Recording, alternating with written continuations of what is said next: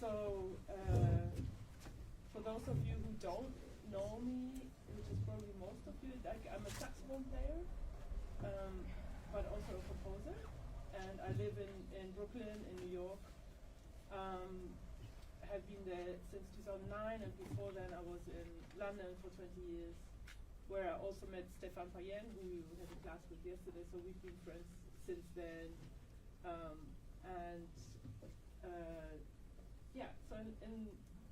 My background is really jazz music, but I also grew up listening to a lot of classical music because that's what my parents listened to. And I have a kind of a fairly wide range of things that I do. So how I usually like to start any of these things, also when I teach a composition class in the New School in New York City, and it's a class where composers come from many different backgrounds, and really vary.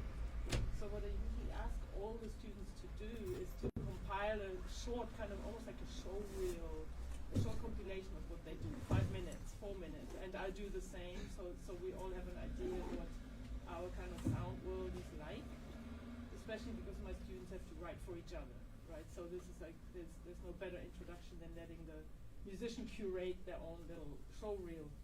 The one that I have here for myself is old now, like it's like from 2021, so a lot has happened since then, but I have not made a new one for this class. So I'll just play this. This is like about 3-4 minutes long. I have written down, I'll go to full screen in a minute, but I've written down all the people that I'm writing for, that I improvise with or write for here. A big part of my life now is free improvisation, and this masterclass is really, in a way, about two things, like how to incorporate improvisation in composition, but also how to compose for people who are not from your sound world. So I'm kind of focusing on, in the first part I'm going to focus on orchestral writing, and like including improvisation in that. And the second part I'm going to focus on very small group writing and short miniature pieces. So we'll take a break somewhere in the middle so you can all have a cigarette. I know I'm in France, and even if you don't smoke, do have a cigarette. So here we go. Here is I quickly go through this list. This is also not my computer, so I'm not totally sure how to. I'll talk you through it. The first thing is that this particular thing doesn't use any electronics apart from the very last track. I deliberately focused on acoustic music in this one. So the first track is Tom Rainey, and Tom Rainey is a great, fabulous drummer who I also happen to be married to. So you'll find him in a lot of my projects because we love playing with each other. So the first is our duo. The second one is a group that I co-lead with Stéphane Pavillon, where we wrote music based on a pitch set by Milton Babbitt's, taken from Milton Babbitt's whole set series. We focused on that pitch set because we have different composing styles, and that felt like a way of unifying our two approaches. So there was still kind of a flavor or a color through the whole program that would unite the two. It's actually kind of a simple idea, but that worked well in this case. The third one is a fully composed piece from one of the duets that I'll talk about later. This is Rachel Calloway and Ari Streisfeld, violin and voice. A really new challenge for me because to orchestrate a really strange combination like that and make it still sound like more than like full was really a good challenge for me. The fourth track is a short segment from The Last Quiet Place, which is one of my records, quartet records, just so you get a different taste. Down the Mountain is a snippet from an orchestra piece that, in this case, involves improvisation. And the last piece is from the same record, but a small group with an amazing piano player called Smiles, who lives in both in the jazz, electronics, and classical new music world. When I say new music, that term means contemporary classical music, really, in a way. Sam Pluta is the electronics person, and I play soprano, although I might not be on this. I might stop this before we get there because we have a lot of music. We do a lot of listening. We will do a lot of listening, and I'll stop in between. You can ask questions. So I'll play you the little reel.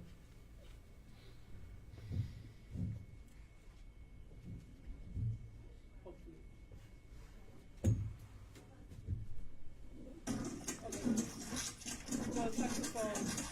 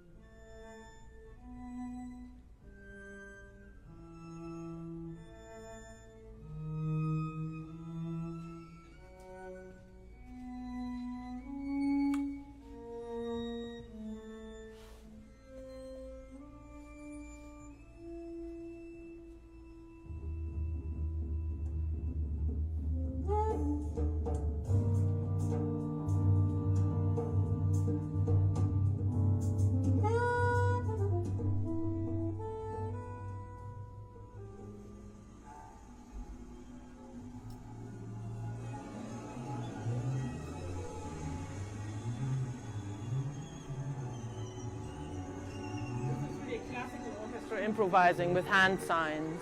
We get to that in a bit.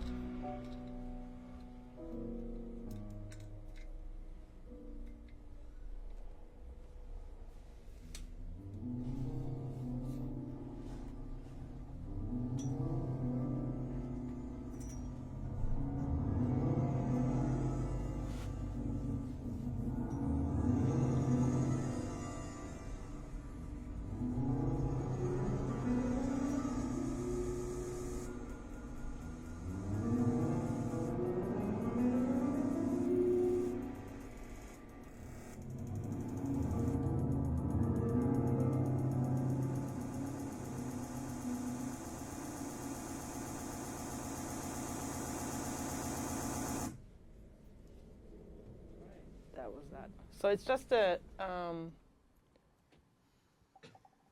really just an idea of where things can go, you know. And I tend to do it because we're focusing on one area now, but there's many lives, and I also kind of consider myself an absolute eternal student. I think the minute that stops, I'll be very unhappy. So I think, you know, that is kind of the blessing of being a musician and being a composer, that is that it kind of never ends, and you'll always open another drawer or another like cupboard and find something new and study something new. So this is a really absolutely never-ending thing. I'm going to skip a few pages if I can. This is all London. This is kind of my community right now in New York. It's also all apart from a presentation, but it's a wide range of music, a wide range of musicians, very, like the community in New York is very open, tends to be very open-minded. You can kind of find musicians, if you have an idea, there's musicians that you can write for, you know, if you look for them, if you ask, if you look, if you check them out. So it's sort of it's a very fertile ground, which London was also, but I'm sort of glad I made the move because there's such a big pool of people who are interested and open-minded in this musical field. What I want to really do, is talk a little bit about one person who's like massively influenced me, because I had a chance to play with him since 2011 in all these different projects. And this ties in, like he said, if you don't, you must all know Anthony Braxton, I imagine, because he's touching so many different people's lives.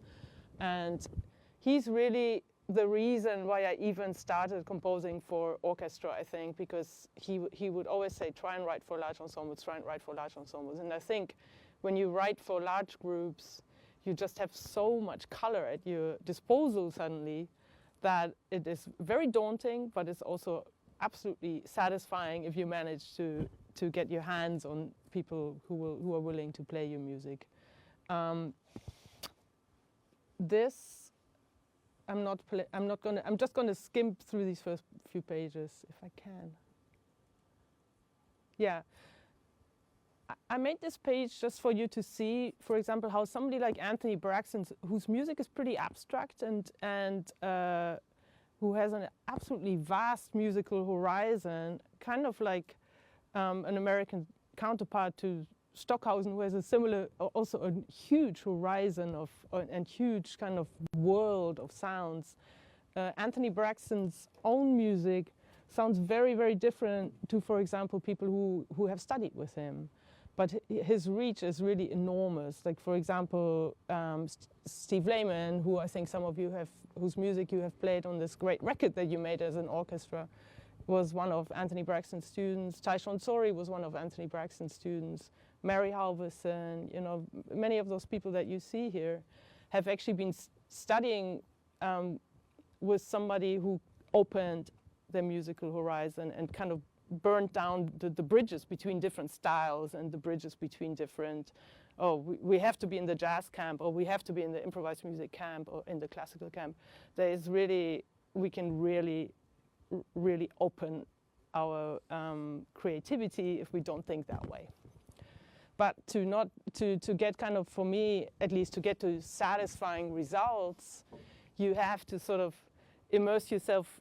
If, as a composer, you have to immerse yourself enough into the other people's sound world that you can write something that actually makes sense. While, in my case, for example, as an improviser, not forgetting that I also need to write a scenario that is good for me to play in. So this is, I think, George Lewis, both Anthony Braxton and George Lewis were, of course, part of the AACM. That's where they have their roots.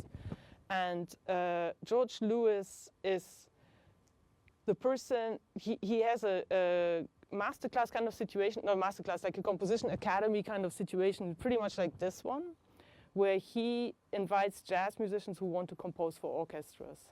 This is like one of those, I took part in this in 2012, and it was really absolutely amazing, because there were, for a week long, composers who live both in jazz and classical music would sort of dismantle or like talk about orchestral composition, talk about what's important, talk about what different approaches to it. So I went to this, and if you at the end of the masterclass, you had a kind of a chance to submit 1 minute of music of an orchestral composition. You had a month to do it, and if your piece was picked, they gave you an orchestra performance. So, because, you know, an orchestra is expensive, and this was like a huge chance for me to just like try it out, try writing out for orchestra. The first piece that I wrote was fully through composed and performed by the ACO, American Composers Orchestra. I then had a chance to rework this piece for an orchestra that's based around Anthony Braxton's musicians. So I was like, okay, now I have an orchestra that is a mix of classical musicians and improvisers. So I'm gonna like try and find openings within my piece to include improvisation. And that led me to writing my second piece, which is what we're gonna listen to. I'm just trying to get to this. So this is the premiere of the second orchestra piece, which is called Contemporary Chaos Practices.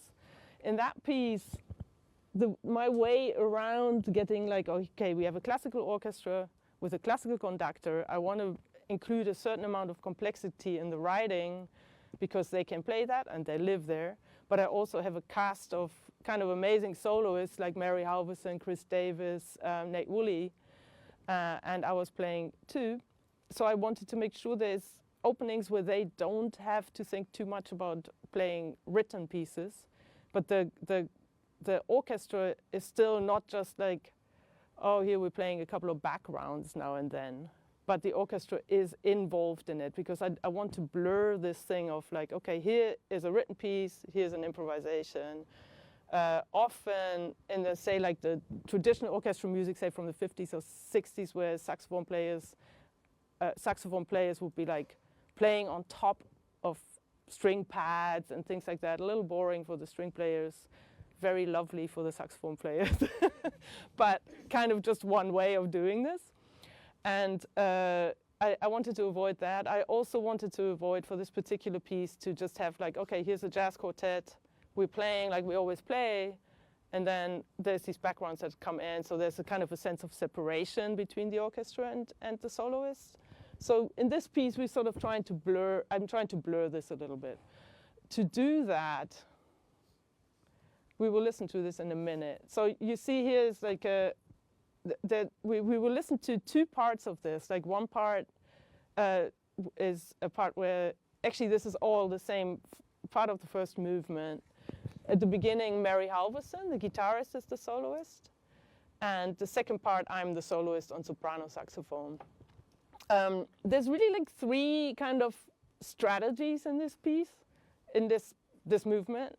I don't know if you can really see this. Not really, right? Maybe I can do a... Oh. Right. You get the idea. You can have the idea. Yeah, you get the idea. You can see some of it, but I can also talk you through it. There's really three ideas. One is a hit.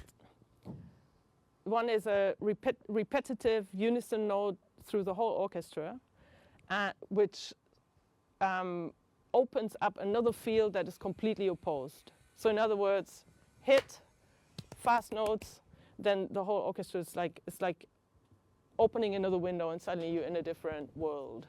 So this is the kind of what happens in the first section. Then there's a little bit of writing that ties in with that. Even there's like melodies and kind of pretty straight writing, but again, it's interrupted by hits. So that is a theme that kind of goes through this whole first part. And we get to, this is really not moving. Okay, so we get to, so there's a bunch of writing, like woodwinds sort of going down a spiral, it's almost like water going down into the drain. And the next section after this, so the orchestral part transitions into a saxophone solo over orchestral backgrounds. And here is where the conduction comes in. I don't know if you're all familiar with this kind of thing, like where people conduct hand signs and the orchestra reacts. Who's familiar with that? Who's done this? Right. Okay, so there will be, in this kind of conduction, which comes from, really from Butch Morris's language,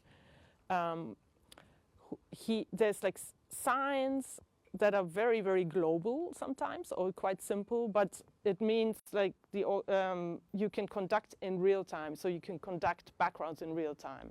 In other words, if I say, can you all sing? I mean, you don't really have to sing, but if I say, in this case, I'm using Anthony Braxton's signs for the most part, apart from the last three. But in other words, if I showed one, and then I would give a cue, we'd all sing a long sound. So we can just try this for a second. So 1.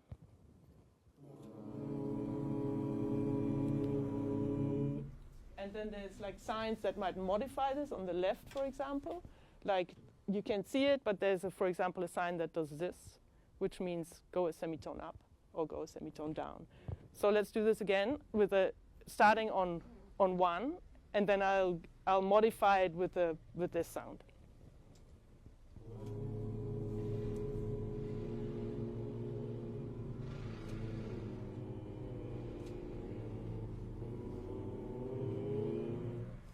Right, so kind of, I heard a few whole tones there, but I'll let that slide.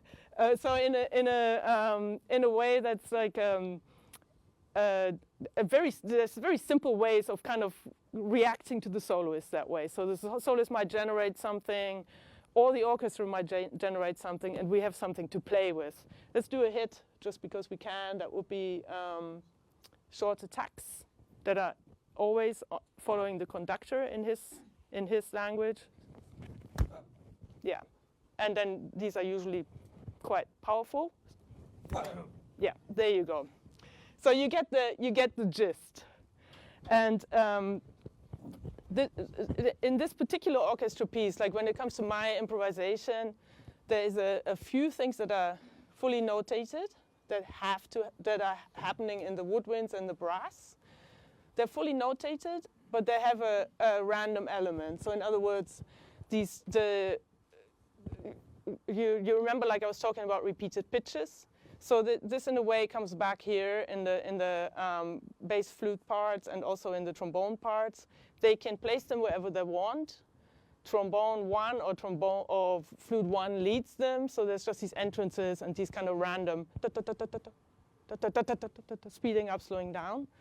Bass clarinets have this little line in minor seconds, kind of just, there's almost these little nuggets of sound that are just floating around in the space.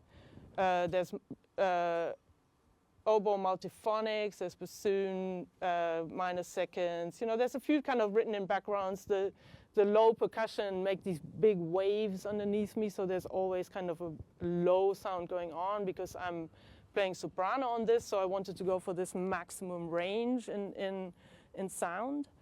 The strings, and actually this is not represented on this part, but the strings and part of the brass, like part of the trumpets, I think too, are conducted by conductor 2. So I had 2 conductors, one straight one who was dealing with the sign language. And in the live concert, it was quite funny because one would go down, one would jump up. So suddenly you had a different person there, which was had sort of added a little bit to the drama.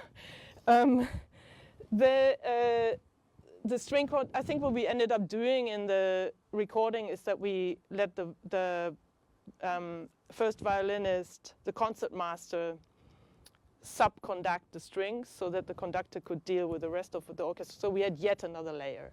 So I'm just going to play that. And I didn't include the next page, but I knew that I had to kind of find a way out.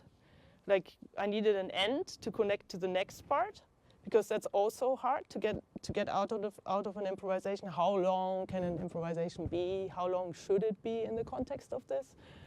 I think I made this like about 2 to 3 minutes long. And then I knew, the conductor 2 knew that he had to kind of fade out the orchestra. And he was just leaving the low percussion with waves, and then they faded out, and the orchestra knew that there was going to be a solo soprano saxophone moment, so they could find their new pages.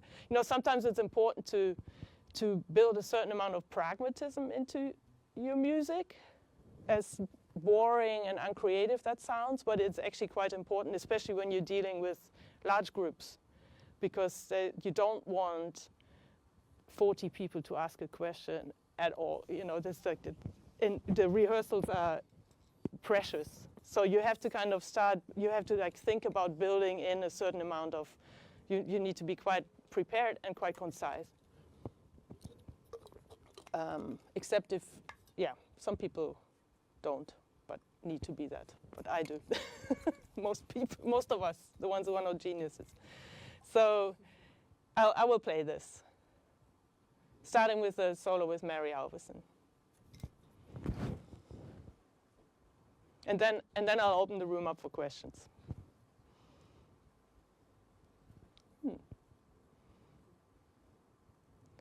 John Cage.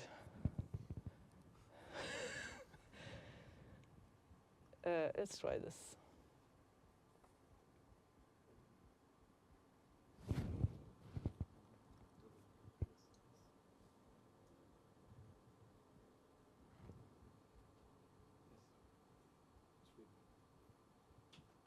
Yeah, I know, but this is like a bam. Where is my tech person?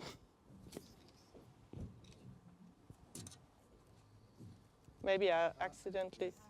Oh yeah, I muted it. My fault. Let's do this again.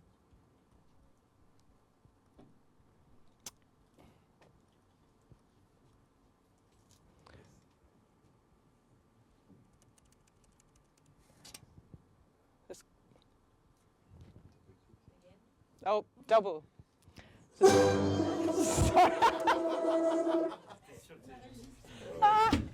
I'm sorry, are you ready? Are you awake? You want to Wake up, everybody. Okay, so here we go. This should work,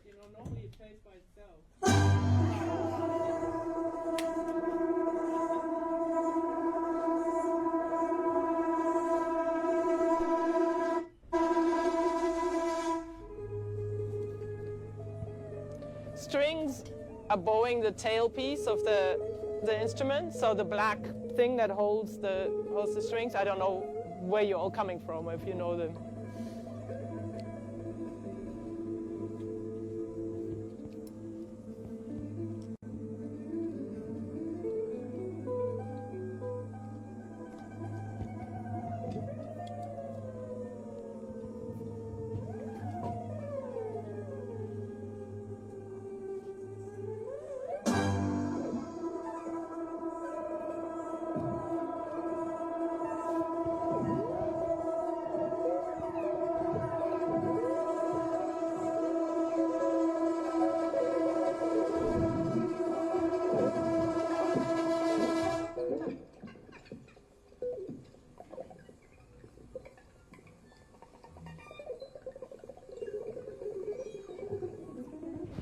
I cannot see what they're doing here.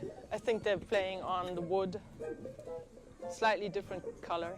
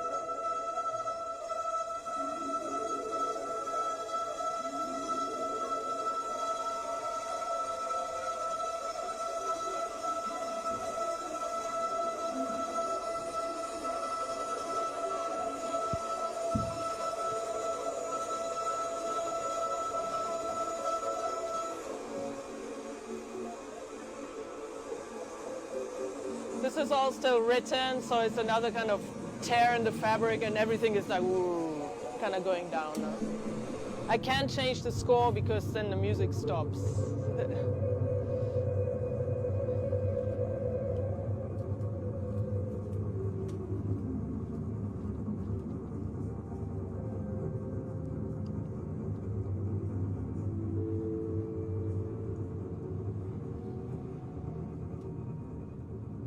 So this is the beginning of the soprano saxophone improvisation.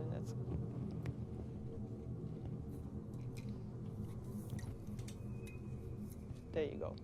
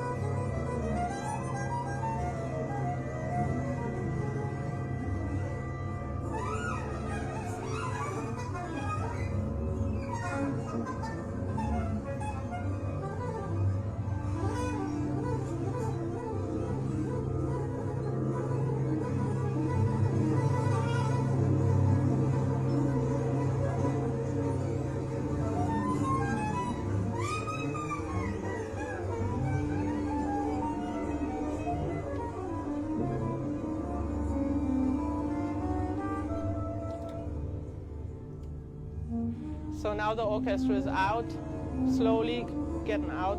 Not yet completely, but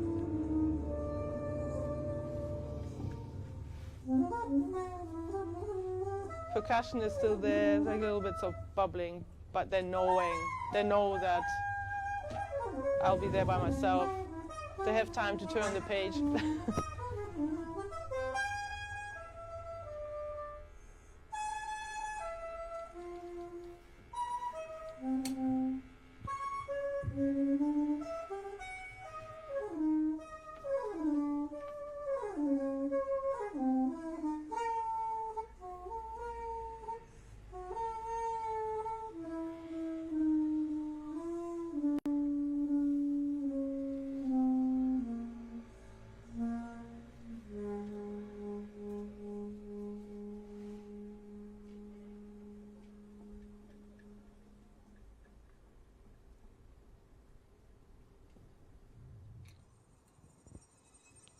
And on we go.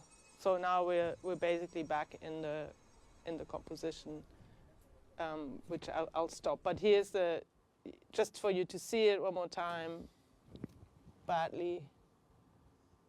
That solo is all basically on one page, but obviously a lot of variation.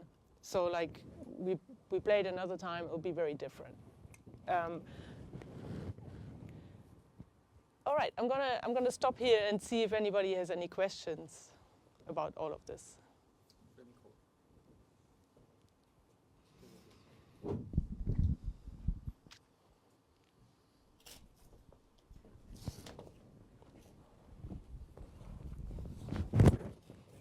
Hello, my name is Benjamin, I'm a guitarist. So I had basically two questions. The first was, when you write, like, I figured it was like a classical trained orchestra for the strings and the woodwind section. When you write like some kind of improvised stuff for them, it's always like short cells and like only like short ideas. And do you also write like more like parts where they can improvise, but in a longest way, like maybe with like notes and rhythms? And does it work? Because I think sometimes some classical music strings are not accustomed to of improvising, and sometimes it could work, sometimes not. So I would like to have what's in your mind. No, that's an excellent question, and I thought about this a lot. For this particular project, I had a grant, so I had some kind of money to do it, and the first violinist in this piece, she is a good friend of mine who I also know from playing in Braxton's orchestra, right? And Anthony Braxton's orchestras are kind of designed that they have classical players and improvisers playing all the parts. So there's a kind of a weird wobble because of it, because the time feel is different, the sense of dynamics, all of it is very different. It's a very like an uneven sound, in my opinion, which I kind of love, because it sort of connects the improvisation better with the orchestral sound. In this case, in my case, I took a different approach. So the first violinist, Erika Dicker, we got together and we kind of cooked up our dream team in our head. This is not an already existing orchestra. So we went through all the kind of new music people that we know and love in New York, and that we kind of know are kind of up for everything, and they're not scared about anything. So then we sent out a questionnaire to them where we said, like, have you improvised? Would you be open to trying it? So, or to doing it as part of this, because orchestras can be weird. Like there are some orchestras who do not want to play any sound that is kind of ugly to them, or that makes them sound like they can't play, you know. But I live in New York and you live in Paris, so we have kind of a big pool of people who would absolutely live in New York, so they can do something like this. And so that was my way around it. The orchestra that I worked with on those that you saw in those pictures, they're a Cologne-based orchestra. Similarly, they kind of used to all sorts of things, because they work a lot with different jazz musicians. And I wrote a second piece for them that, like, a few years later on this record, Dreamt Twice, that you where you heard a little snippet. I have like the orchestra inserted where they play very rhythmically quite complex things that are part of it, you know, because I know it's also about the conductor, right? There we have a drummer who plays, that we have Tom playing drums, and this conductor can understand rhythmic cycles well enough to be able to actually just count through it, to go through it, which is really like a big deal, to find the right person to do that, who can live with the kind of jazz rhythmic and not get confused when it gets a little bit more abstracted. Yeah, so it's a really good question, and I think, as with most music, I personally prefer to write for people that I know, or where I kind of know I can expect a certain thing from them, you know. But then there's also the thing that, like, you don't really, if you have 40 people improvising, even if those 40 people live in the improvised world, it's kind of good to have some limitations, because it becomes very messy. It's very hard to, like, you have to be very lucky to be able to improvise for 40 people and it sounding good, in my experience, you know. Any other questions?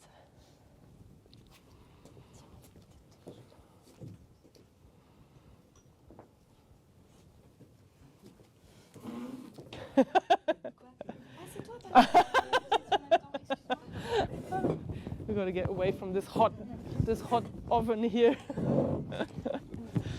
Hello, my name is Audrey. I'm a singer and saxophone player.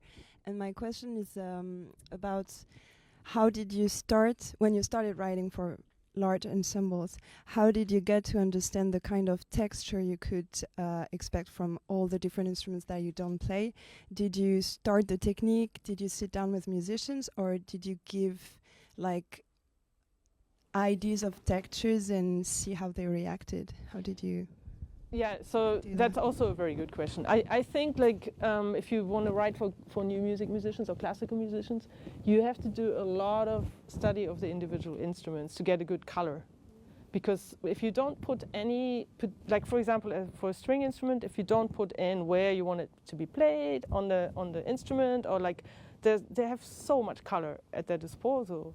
But the classical musicians tend to be trained to, if there's nothing written, they play it with a kind of straight sound. There's no, you know, most people in that world can follow instructions to a crazily high degree, you know, like absolutely amazing. So if you're composing for musicians like that, you need to really think about their instrument, and you need to really study the instrument.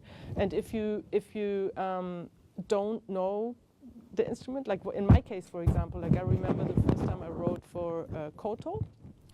I got together with a koto player, and I let her explain the instrument to me.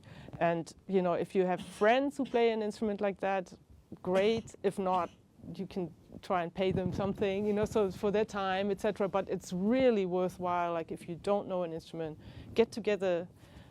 Maybe even have an improvised session as a saxophone player, right? Like I might get together with the cellist and just improvise and see what they do, where they can get, what they would naturally get out of their instrument, and then ask them afterwards, what was that? How would you describe this? How, you know, what do you call this, right?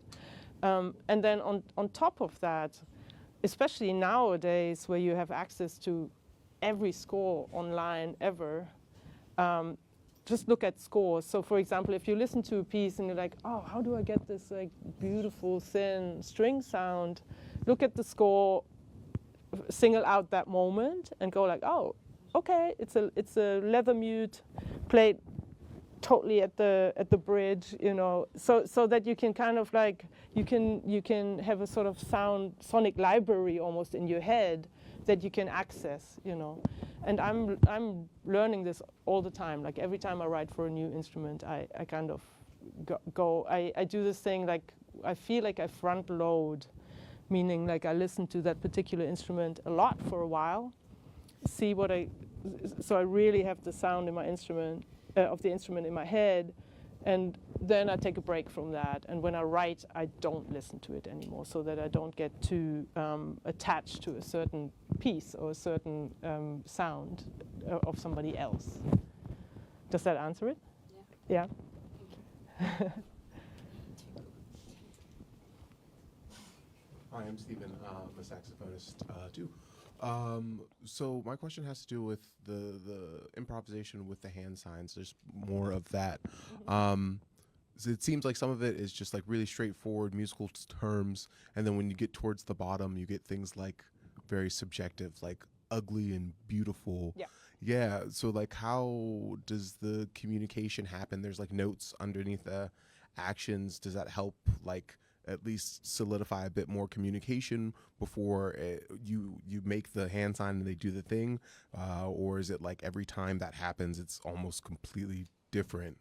Yeah, that's a good question. So can you all read those signs, or is this what happens with the? I make them a little bit bigger. So I guess we did like a. I mean, the ugly and beautiful is so subjective, but you also kind of know that most people, when they hear beautiful, they go to like a full sound where the whole instrument vibrates, and maybe there's something melodical or something lyrical in there. When you say ugly, they will probably go to a sound that is more crunchy. And I didn't, these two, I don't love that I did that. By the way, 9 and 10, like I probably would phrase this differently now, because it has so much judgment attached to it, right?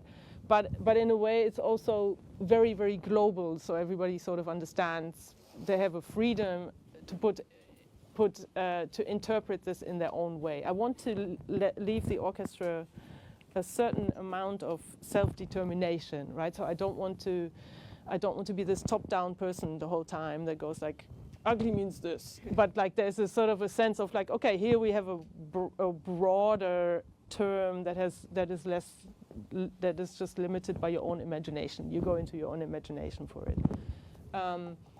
In terms of rehearsal, we just went through all because the sounds, I love Anthony Braxton's sign language because it's so simple, and everybody can kind of memorize it really. So you don't have to like flip between a ton of different pages, and you don't have to spend like months and months learning a language. There's other people like Butch Morris's language was very complex. There's Walter Thompson in Sweden who does sound painting, who has like, I don't know, 1,000 signs or something like that that go in very, very big detail. But for the sake of including something into a written project, this seems to me very common sense, because you can teach this in half hour, right? We can make a conduction in this room that is like a good piece of music, because you're all musicians. It will probably take 5 minutes.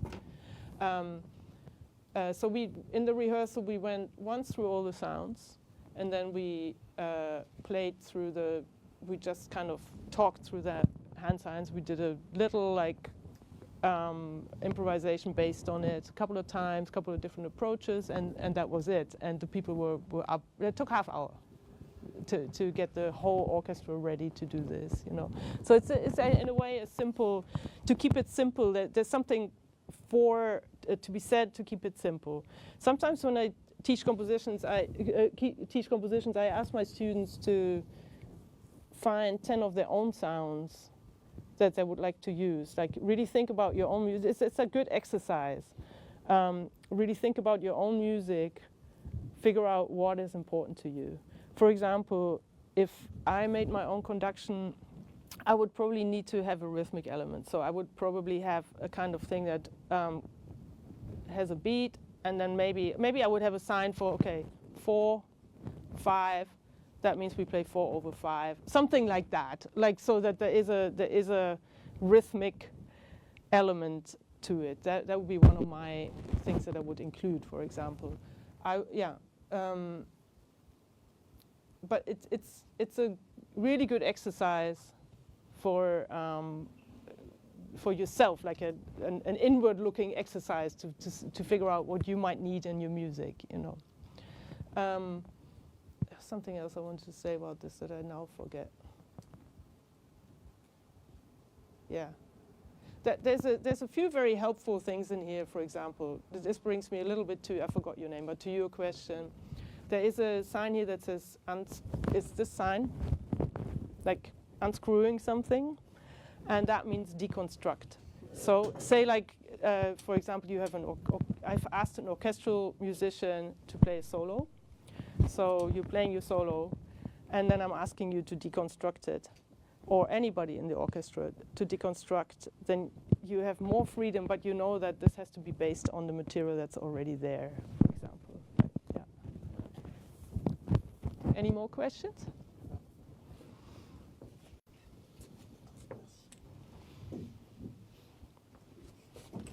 Hey, so my name is Sol, I also play the saxophone. Wow. I was wondering, specifically for these pieces, what is your point of departure, and especially the relation between composition and improvisation? You mean like? More in terms of aesthetics, really, because I think it's always difficult, especially when you write for classical musicians. Yeah. Since you come from more jazz background, yeah. I would say, like, what was your point of view? Like, did you try to be, to put someone else's shoes in a way? I don't know if it makes sense. A little. Well, you mean in other composers' shoes? Yeah, did you had like different mind spirits when you started to write like classical music? Yeah, for sure. Like I just, you know, I was starting out to do it, so I had to learn so much about the instruments, right? So that in order for it not to sound, in order to have some color and some, you know, to access. I mean, I have all these different instruments, so I wanted to also try and get into the colors of those specific instruments. When it comes to improvisation, so for me, between the improvised worlds and the new musicians world, we have, like, if you imagine two circles, we have a huge field in the middle that's purely sonic, that is very, very similar. Right, so the kind of what people call extended techniques, the new music musicians are great at getting all these kind of sounds out of their instruments. People who freely improvise and who are not, say, relying on structures or on forms or whatever, tend to also find other parts of their instruments, right? So other sonic parts of their instruments. We really meet in the middle. So it's not that different, except we have to find ways of describing it to each other that we can live with, right? So, for example, if my friend Eric Wobbles, who is a fabulous composer, like new music composer, like super brain, super genius kind of guy, hears everything to a ridiculously amazing degree. He asked me to play his piece. He's not gonna, he will dumb it down a little bit for me, you know, because I'm not that kind of reader. Like I cannot read the way a new musician reads. But so if he's smart, which he is, he'll want to get the thing that I do best out of me, and he'll finds a way of translating what he wants to hear into my language. And that is, I think, what I'm also trying to do when I write for orchestral musicians. So, for example, you'll hear some of the string playing. When I go to the second part of this, like I just try and like find an idea, and then find a way of like notating it as clearly as possible as I can for a new music musician, what I hear in my head, right? So for that, if I write for new music musicians, I have to learn how to notate well, and how to describe sounds. And classical musicians who write for me have to learn how to describe things other than in very, very crazy little notation that I cannot remember, in a way, you know. I think that's it, like we're accessing the kind of shared sound world when we write for people like that. I write different for jazz groups. I would write different for that. I would not give them the same amount of information as I would give a new music musician.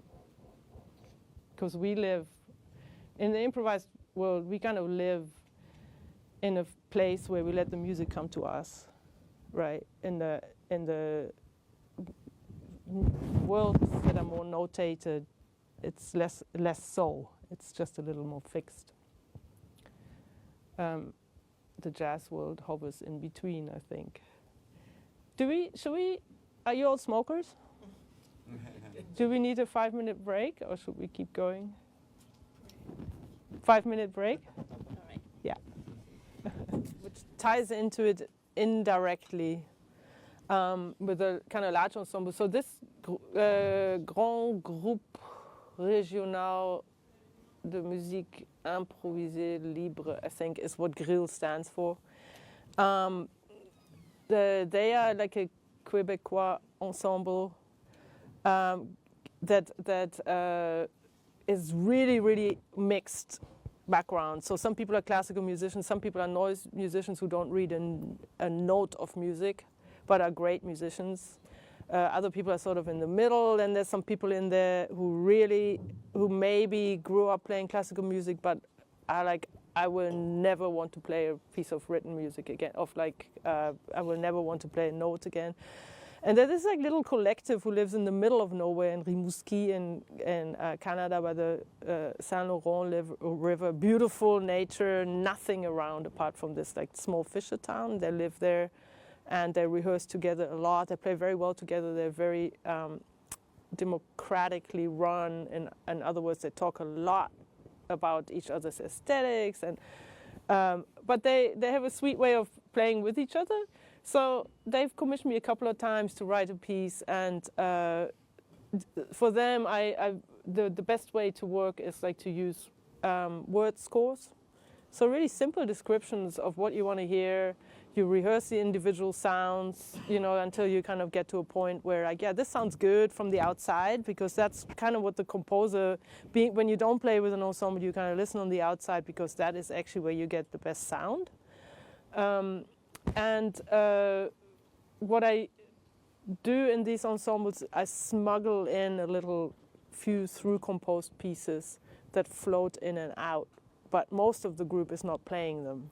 So they're just like maybe like a little trio or quartet that suddenly comes in with a written piece underneath a noise background. So there's a sense of, like, for me at least, there's a sense of a structure, a different layer, but you can almost not grab it. It's just there, and then it goes again. I play a little bit of it. I have other stuff that I want to get to. So also before we listen to this, sorry. before we listen to this, I will cause heart attacks here. But before we listen to this, I'll just say that some of these instructions have changed. This is an old chart. Like, we didn't probably ended up editing this. I don't actually remember. This is a while ago. Oh yeah, and there was a pandemic in the middle, which wipes out my memory anyway. So don't follow this score too closely.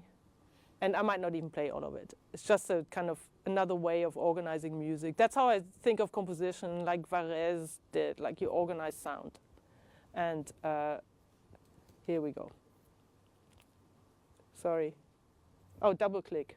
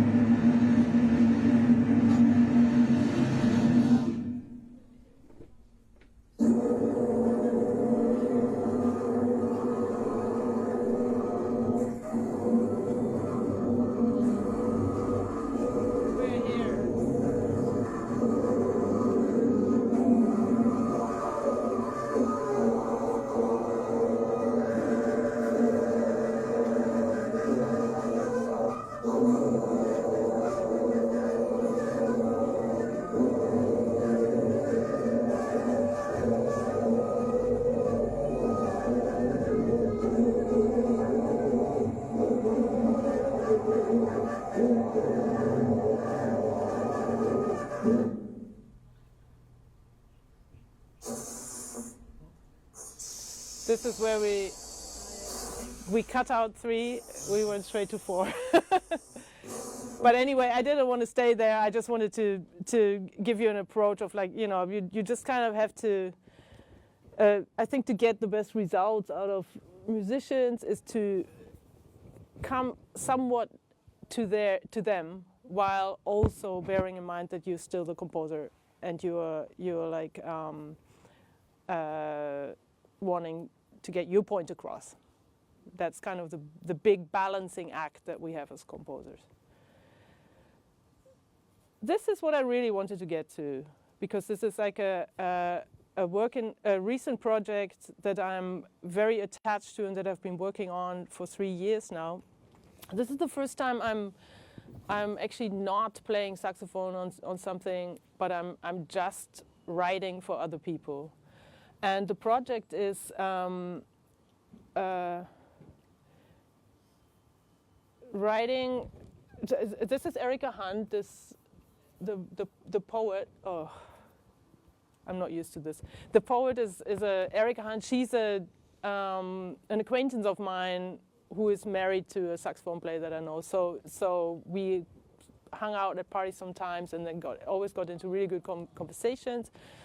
She is a great poet, and when I was like asked to write for this classical violin voice duet that you heard at the very beginning, I needed a text, and I thought, oh, I like to play music by living composers, and B, I would like to use words by living writers. But there you get into this, you cannot just grab words, you have to make sure you get the permission. So Erika has a poetry cycle of 60 different poems, and the poetry cycle is called Mood Librarian, A Poem in Koan.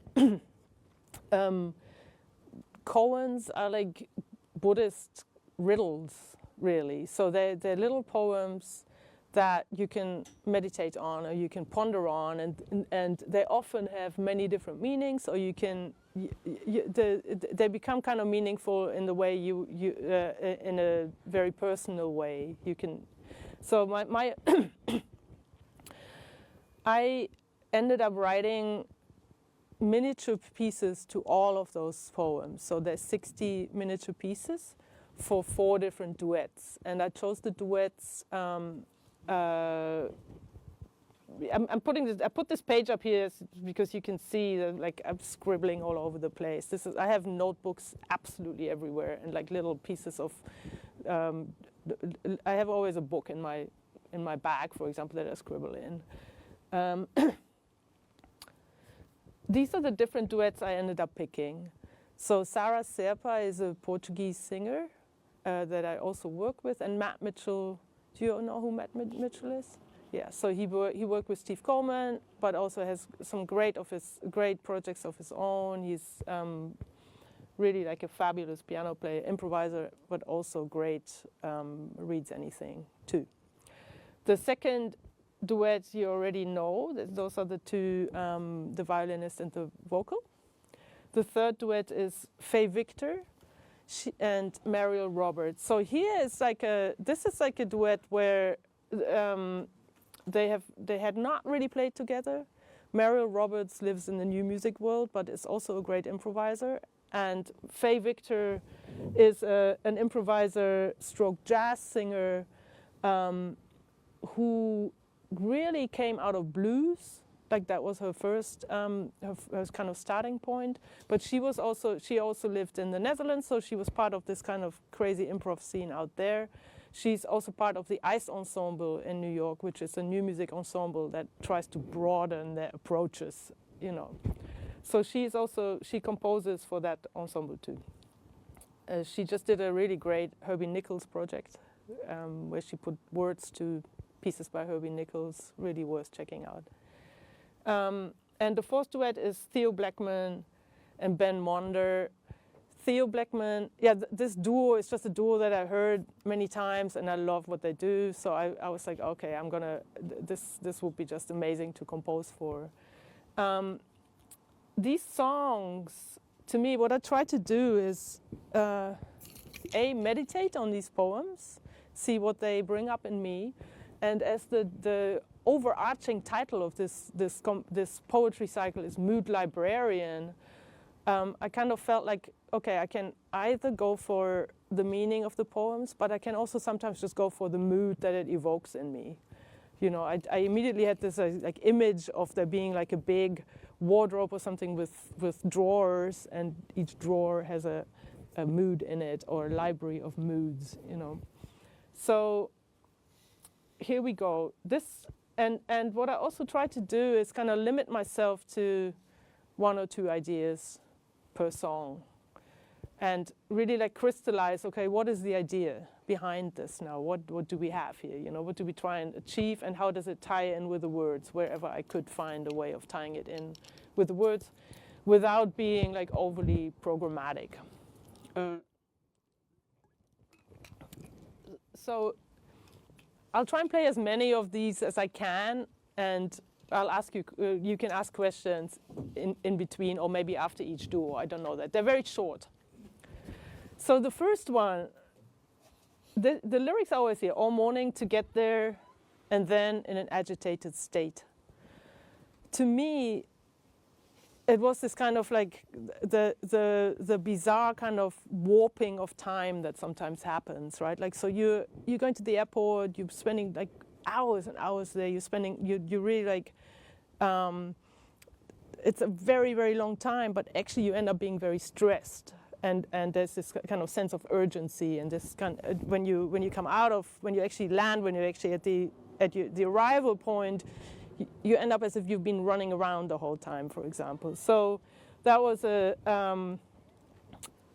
my starting point. And what I did in this piece is I have always groups of, like polyrhythms of something over 4. So wherever you see the time signature change, it's really a polyrhythm. Like, so for example, you see 7/4, it means one hand plays the 4, usually the left hand plays the 4, the right hand plays the grouping over it. And here it's notated, I didn't notate it as 5/4 or etc. I just notated it with a 16th note division, because that is just so much easier in this case, and because the voice also had to snap in sometimes, or and it's just a division that is easier for us to read. I didn't care about, you can spell this out either way. So the other thing I did in this particular piece, to kind of, I guess, like to also to convey this feeling of like chewy space. I left a lot of space, and I made the piano sounds very short. So the piano has a preparation of like gaffer tape on the top, from D sharp 4 till C8. So the top part of the piano has gaffer tape on it. So all the sounds are super percussive.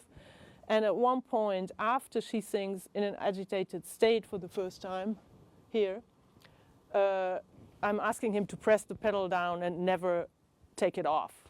So that suddenly this time starts to become, everything starts to become like this. And then, because he's a good improviser, I started like, I have this like 20 to 30 second box in there where he can elaborate on the material, knowing that when we come back to it, where's my mouse gone? Ugh. When we come back to it at B, what used to be the 4/4 in the left hand is now the 4/4 for the rest of the piece. So we're really just staying in one tempo, and it's sort of, it becomes lyrical, it becomes kind of broad, sort of a messed up chorale. Yeah, you want to listen to it? I cannot, when I change the score, yeah, but you've seen it. Oh.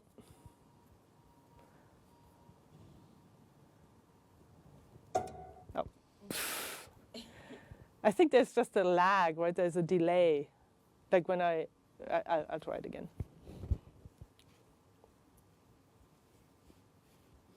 No, I don't know where I have to press.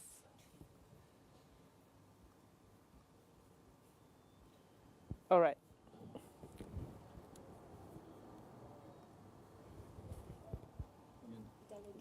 Ugh.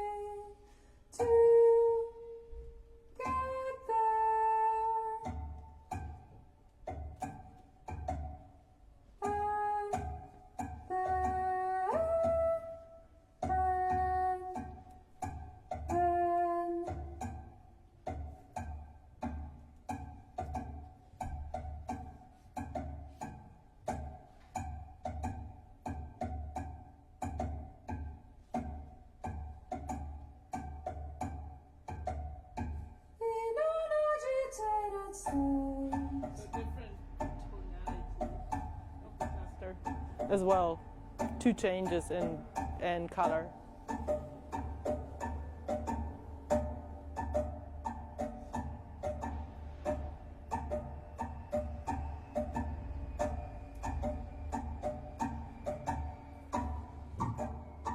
Improvisation starting.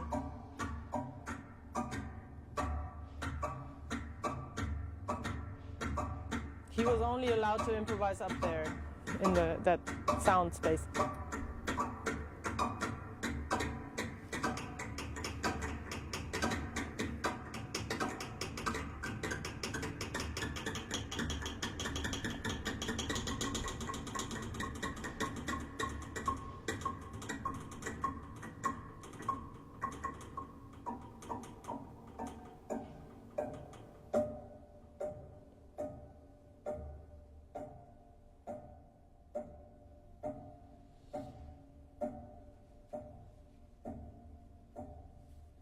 then the pedal goes off again. Back to dry. Or semi-dry.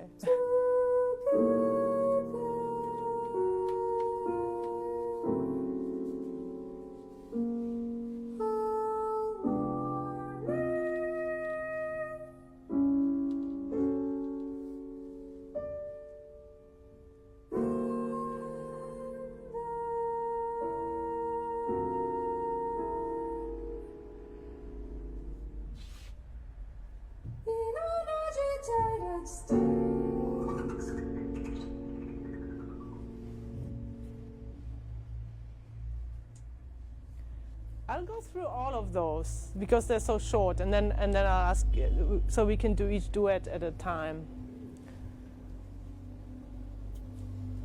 Very different, this one.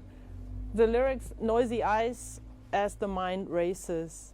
My immediate image was like standing on ice on a pond, and the ice is breaking, and the mind is literally racing to find a solution to get out of there. So it needed to have agitation, this piece.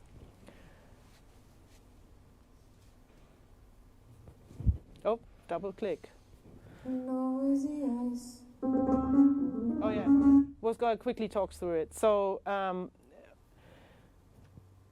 the idea here is that she sings the melody and Matt is playing these like very, very agitated answers. But whenever he gets to a note that she has been singing, he puts a tremolo on it and plays it louder. So she sings da da da da. He's like etc. That's the only idea behind this piece. Noisy eyes.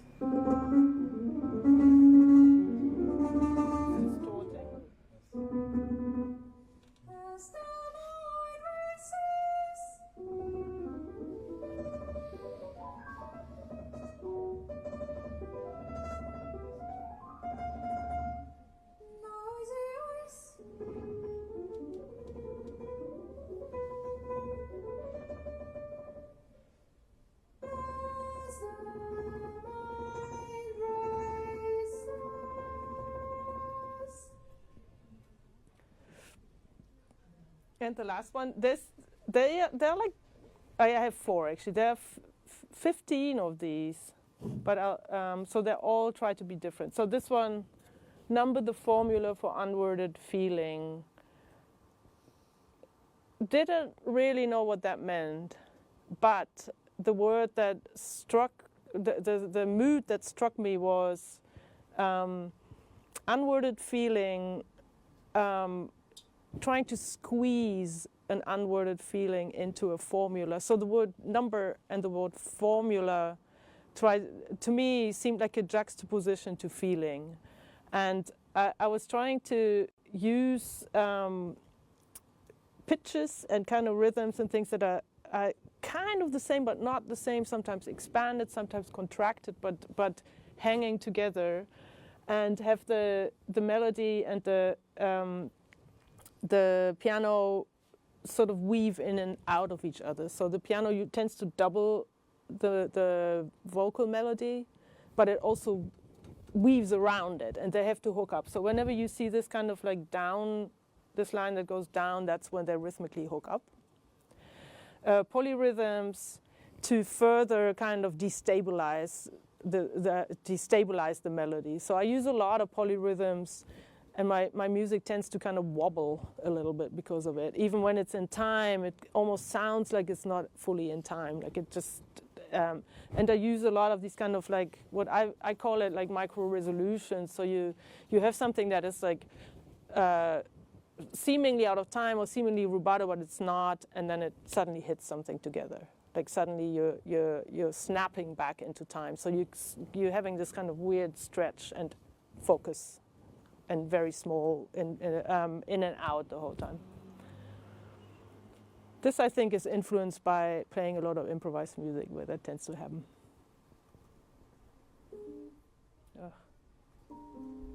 Oh, starts with an open improvisation.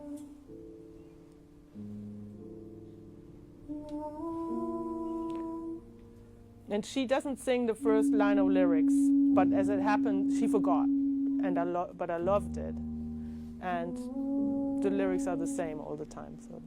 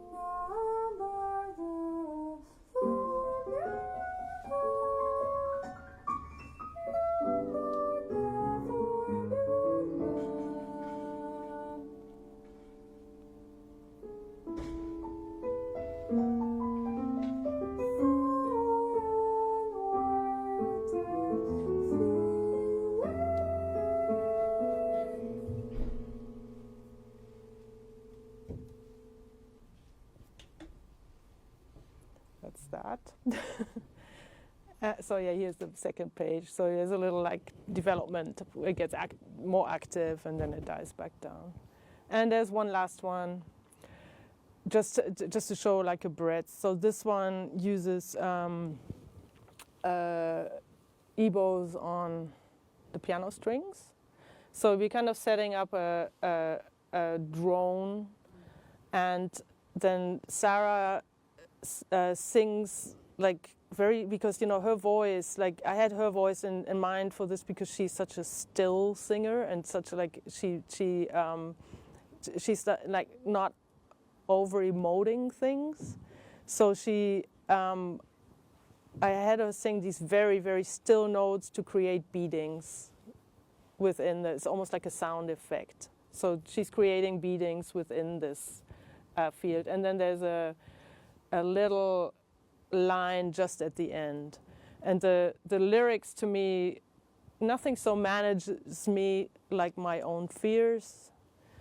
I think it's something we all probably can relate to at some point or other.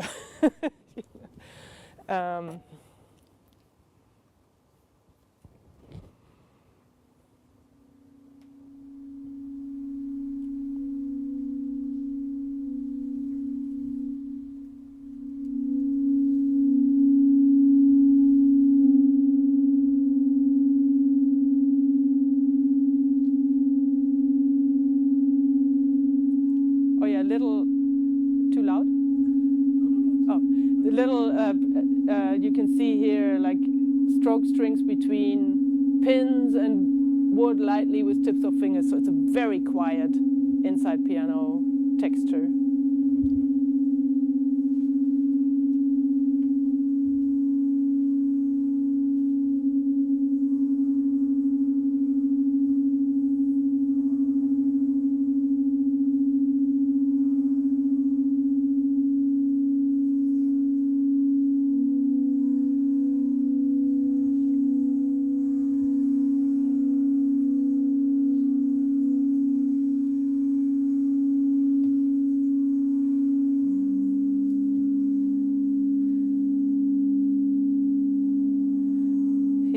She's actually trying to find her pitch for the next section. I forgot to take it out.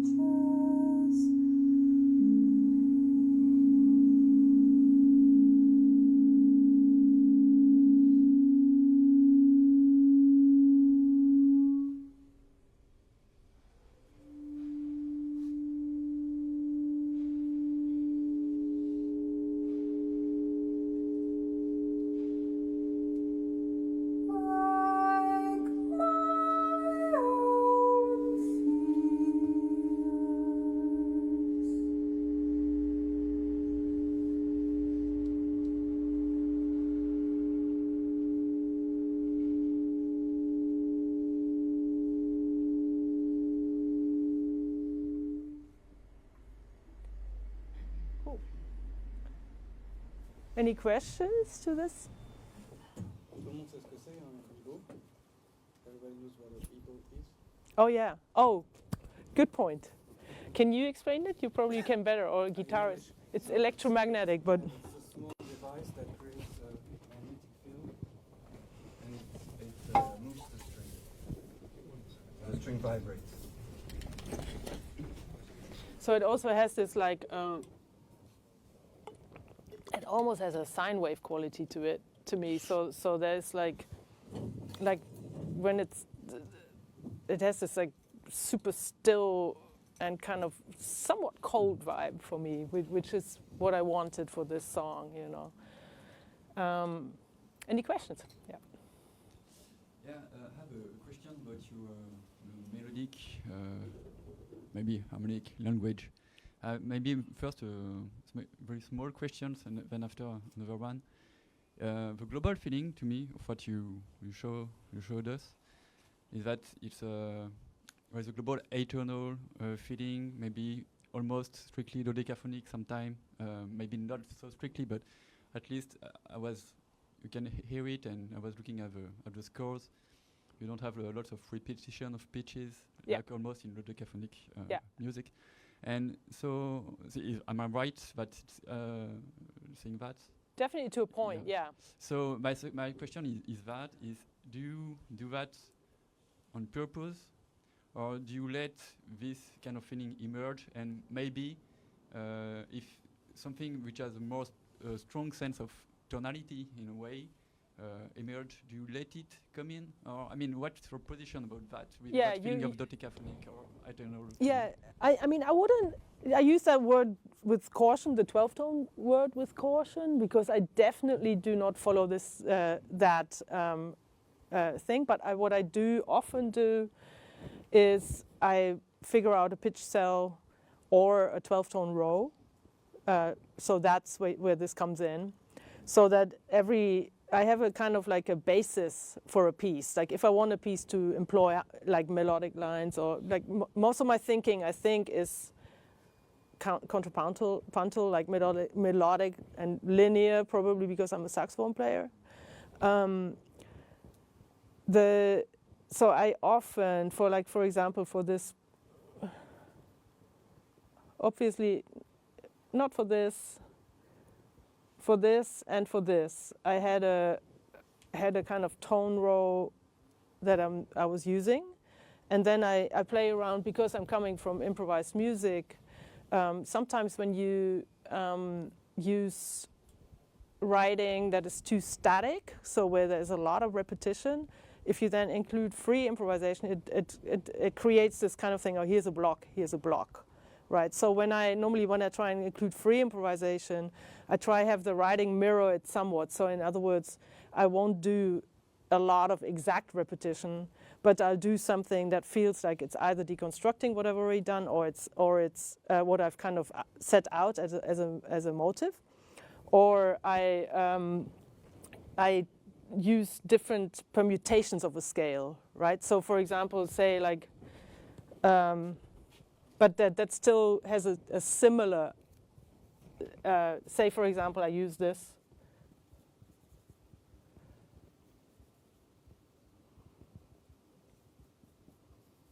As my cell, for the want of a better word, right? This is a minor third. Oh, no, I have to put my glasses.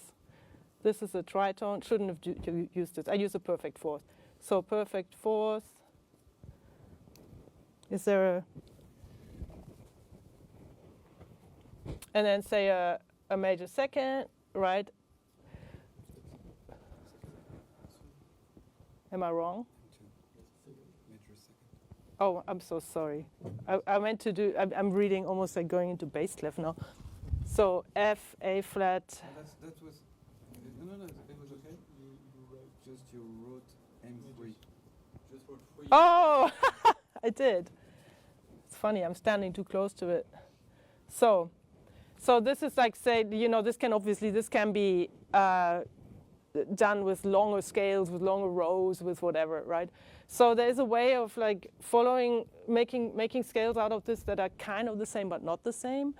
by contracting or expanding the intervals, right? So first of all, what I probably would do if I really want to base a whole piece on it, which I would do in a long form piece, I would say I find a tone row, I do all the stuff that the 12-tone composers do, like reverse, invert everything, and I write a bunch of material down so I have it, right? So I have almost like a blueprint that I can come back to if I try and remember what my original thought was, right? So now in this case, what I might do is expand the intervallic shape by a semitone. So that now becomes an A and a major third, right? Now the perfect fourth. So this is different to transposing something. So the perfect fourth now becomes a tritone. And the minor second now becomes a minor third, right? And then there's the other option of, and you can expand it by a tone, you can expand it, you can do this as far as you want to go with this, really. But I tend to go for maybe 2 or 3 permutations of it. Then if you did a contraction, I go back to the original scale. So the minor third now becomes a major second.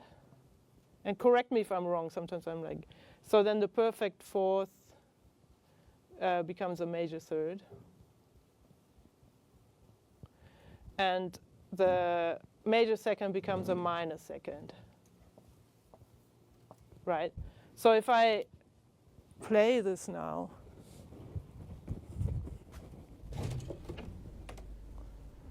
this is the original. It's probably pretty vanilla, but right? Now the first permutation where it is expanded,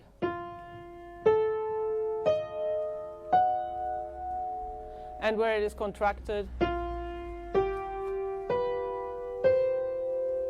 Right, so you have a sense of okay, this is directionally the same thing, and especially if you do have a this is more boring because it's almost it just goes up. But if you have a row that does a couple of has a couple of peaks and valleys, the expansions and the contractions become a little bit more interesting. Now, say what I then would do personally, if I if I contract this again.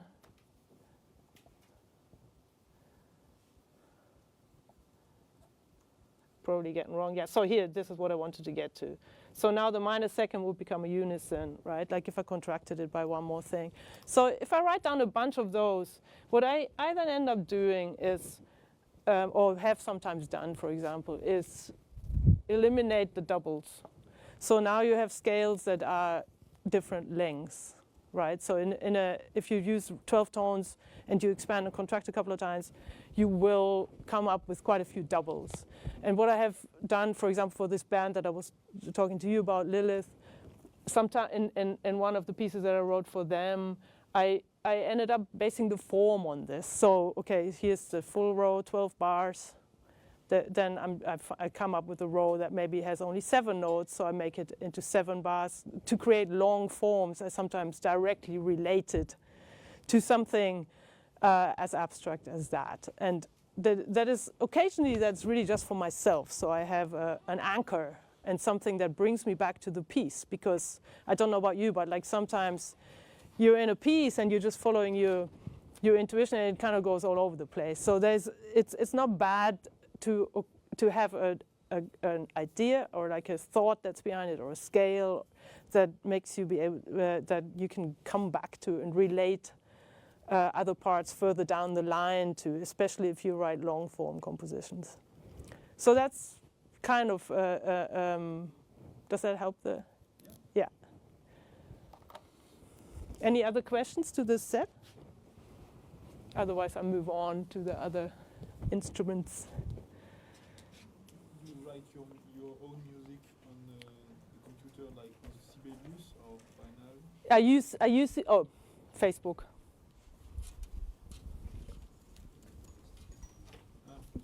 Okay.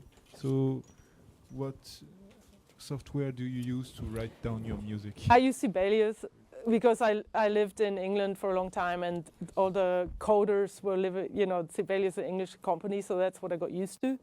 It's also really easy to use, which is good for people like me who don't want to spend more time on the computer. So I think Finale is way more complicated. If you have not used, or if you don't have any affinity to notation software, I would probably, at this point, if I started, I would try and go for Dorico, because all the Sibelius coders are now working for Dorico, and the original people writing the code for Sibelius were musicians. Then it was bought by Avid, and I think it's more dealing with like stuff that people need in a recording studio, so it's less musician-centered. Dorico also plays back microtones. Yeah, not so well though. A little unreliable with the microtones in Sibelius, and I think Dorico is probably the way to go nowadays. I am probably not going to change over because I'm too lazy to do that. Wah! Moving on, so this next set is for Faye Victor and Mariel Roberts on cello. This is also, Mariel also has an electronic setup, so I asked her whether she minds, she would like to bring that in. And she is a really great new music composer, or new music player, but also composer. And I know her. I first played with her in groups in a group led by Nate Woolley, trumpet player. That kind of had the group was called Mutual Aid Music, and it kind of had it had Sylvie Courvoisier, myself, Matt Moran on vibraphone, and Nate Woolley on trumpet, kind of in the one team. And the other team was almost doubling it up by Josh Modney on violin, Corey Smythe, who you heard earlier, on piano, Mariel Roberts on cello, and Russell Greenberg on vibraphone, who all live in new music. So it was like an octet with two kind of camps playing modular music. So Mariel is really extraordinary, and so is Faye, but in a very different way. Faye does learn most music by ear, is not a great reader by her own admission, but an amazing singer with like great color and a really good improviser and fearless improviser, you know. So I wanted to find a way of writing for those two together. As Faye has also this kind of blues background, I wanted to kind of bring that color into the music. And I wanted, like, the way for me to create this kind of wobbling and destabilizing thing that I like, that how I feel things, I used, in this case, I made the cello part fairly complex and had the vocal part kind of as an anchor of the whole thing. So if you look at the first page here, this line here should not be here. There's mistakes in those charts. I haven't really like completely proofread them yet. The lyrics are catch the ball and now I throw it.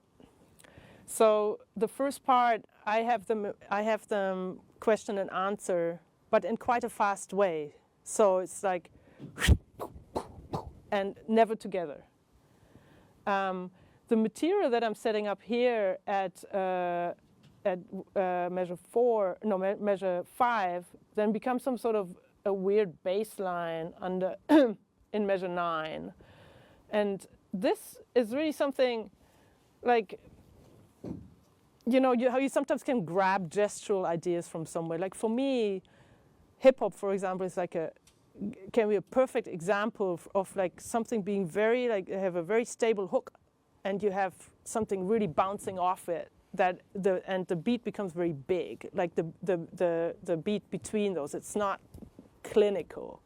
And similarly, like, you know, when you have people clapping together, if you make it like really just so, it's almost cancels each other out. There needs to be a little movement in that beat, like a little size in the beat to make it sound good and make it sound human. So here I had Faye set up the tempo, and Mariel's line kind of bounces around it until she goes back off into new music space, sort of. It's in a tonality, this one. Really is in C minor, her part, and then Mariel's part just does other stuff too. Faye is, I also asked Faye because she is really good. So when I was choosing the singers, this digresses a little bit, but when I was choosing the singers, I had certain things in mind. Like, for example, Sarah has probably the closest voice to my own voice, because I sort of grew up like singing in the European choirs where we were all like, oh, you know, we don't have, there's no expression. And it's like, I mean, it's very kind of a pure, unvibrato-y kind of sound, you know.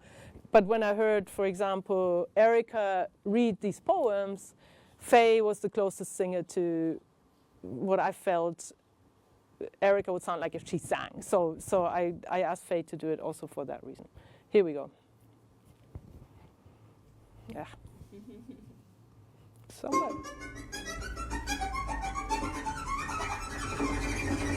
Catch the ball and now I throw it. Catch the ball and now I throw it. Catch the ball and now I throw it. Catch the ball and now I throw it. Catch the ball and now I throw it. Catch the ball and now I throw it. Now I throw it.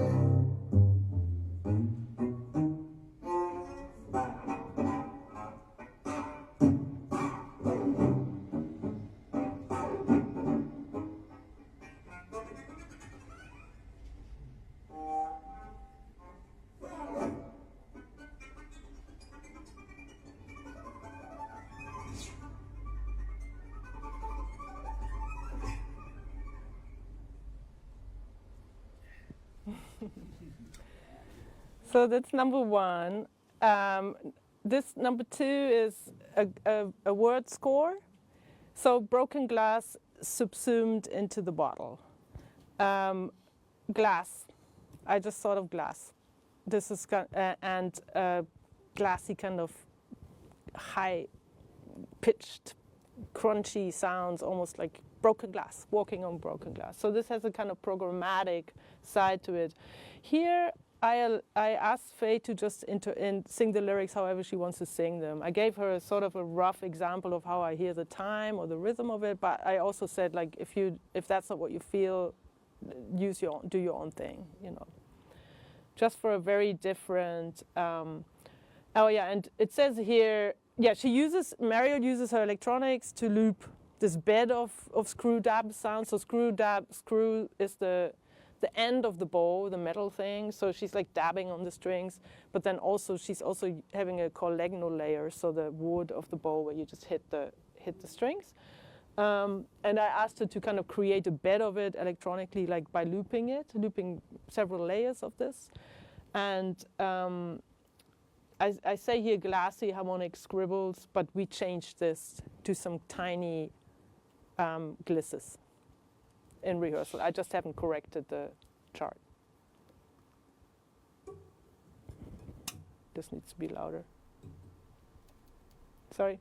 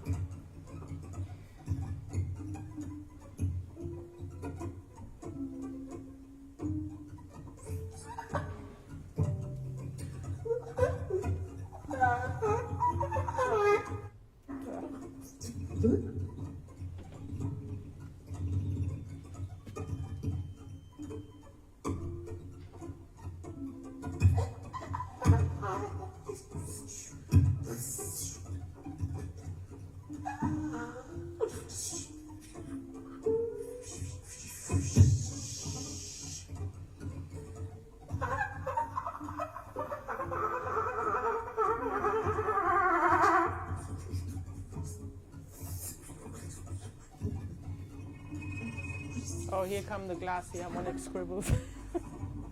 Kept some of them in. Broken glass, subsumed into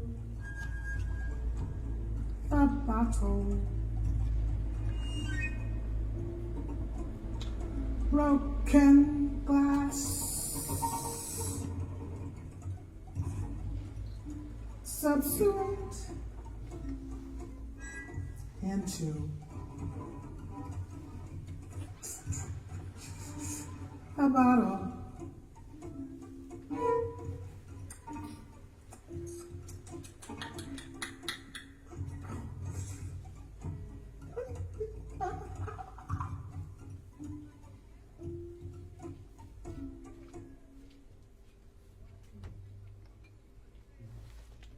And the last one for this, and then we can go to questions again if there are some. Oh, here. So another use here, like of electronics, like the vamp that is kind of rather complex looking. I asked her to record it and reverse it up front, and then that becomes our starting point. And then here the instruction for the improvising is like develop the idea alternating between heavy bow pressure and pits. Just because sometimes, like, especially if you're looking over the course of a whole set of music and you're trying to rein in, write miniatures, I think it's good to also explain, like, to limit the sound palette of the improvisers also a little bit. So this again, like, this has a the B part is not necessarily exactly lined up because it's really hard. Not even only because of that. I just always said, like, just phrase this however you want to phrase it, as long as it starts after the piong in the cello. Piong. So here we go. And then we open this up for questions.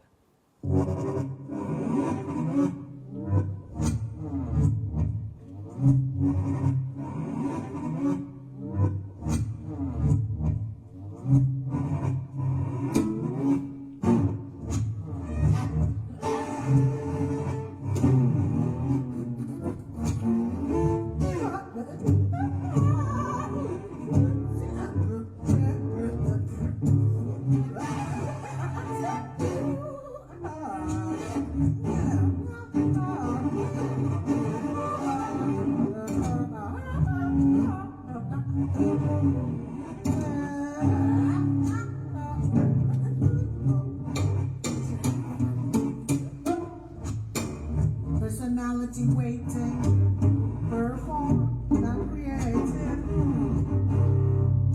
Personality waiting, perform, not created. Personality waiting, perform, not created. Personality waiting, performed, not created.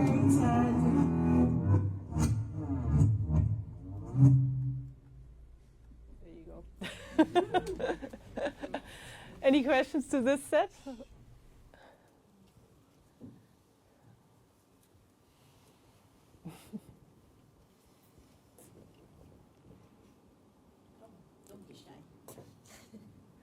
If there are no questions, that's also cool. We can there's more different groups.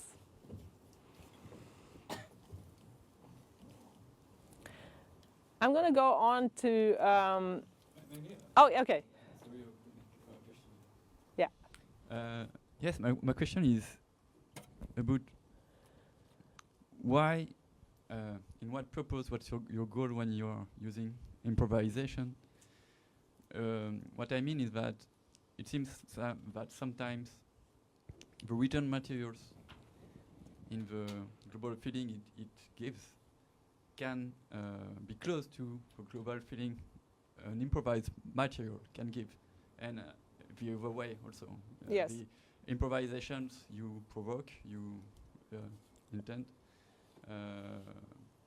in a way become close to a written material. Yeah. So for sure. My question is, so in a way you with the two techniques or the imbrication of the two techniques, you reach the same goal, and So maybe my question is, if you go in detail, what is the advantage of improvisation or written material, one in front of each others? Or when do you choose to go through improvisations to reach that goal? When do you choose to go through writing to reach that goal? So it kind of probably depends in my case on how clear the idea is, like how clear the idea manifests in my own head, right? So if I'm hearing this vamp, then I also want to write it down, right? Because it's different to a vamp that she will improvise. This is like coming from my imagination, and it's my music, and this is what came into my head when I was looking at the lyrics or thinking of the lyrics, right? When this piece, what came into my head was just much wider, right? It was just like, here's a color that I want. So then I didn't feel the need to make it concise. I could just go, and I also know their tradition, so I wanted to, or like at least Faye's tradition. I didn't want to box Faye in the whole time by giving her a lot of written material, for example. That was important to me, that there are moments where it's really free and they can just find each other that way, But if I hear it, also in this case, if I hear these lines and I have a kick-ass cellist who can play all of that and doesn't mind playing all of that, in fact likes it, then why not, right? It's very different. Like I wouldn't be able to, like, for example, if you go to measure 9 here, this vamp that happens underneath or here this catch the ball and now I throw it. Just the fact that I'm actually using material later on that becomes a vamp, although it might sound abstract or it has a certain sense of abstraction. No improviser would improvise measures 9 and 10 and then exactly repeat them like that, right? That is too much. Like when we settle on something that is exactly repeated, it tends to be a little shorter than that, for example, or a little bit, you know what I mean? So there is a difference between an improvised piece and something where you have you hear a longer phrase and you notate it, So it's not. It really does feel different to me, and a lot of it, in a weird way, it has to do with repetition and development, and and motifs, right? Which I will hear, for example. But there's times where I'm thinking like, I'd rather be interested in how you want to deconstruct it.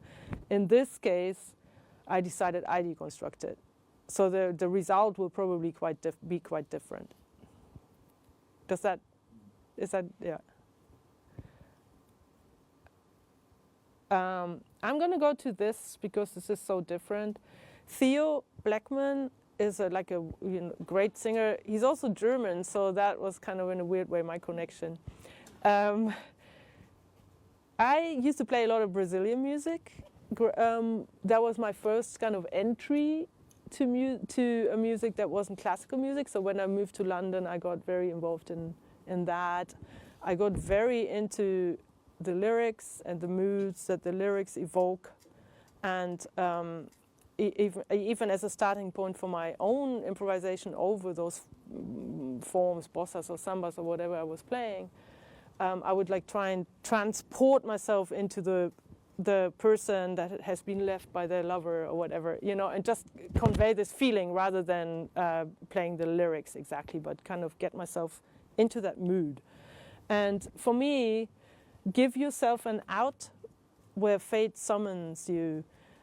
An out means kind of a way out.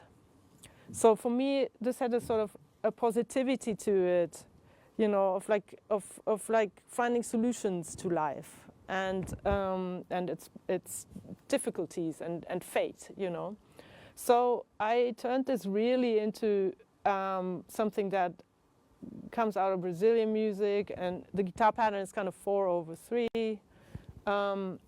It's very melodic, it has harmony, it's really kind of a song.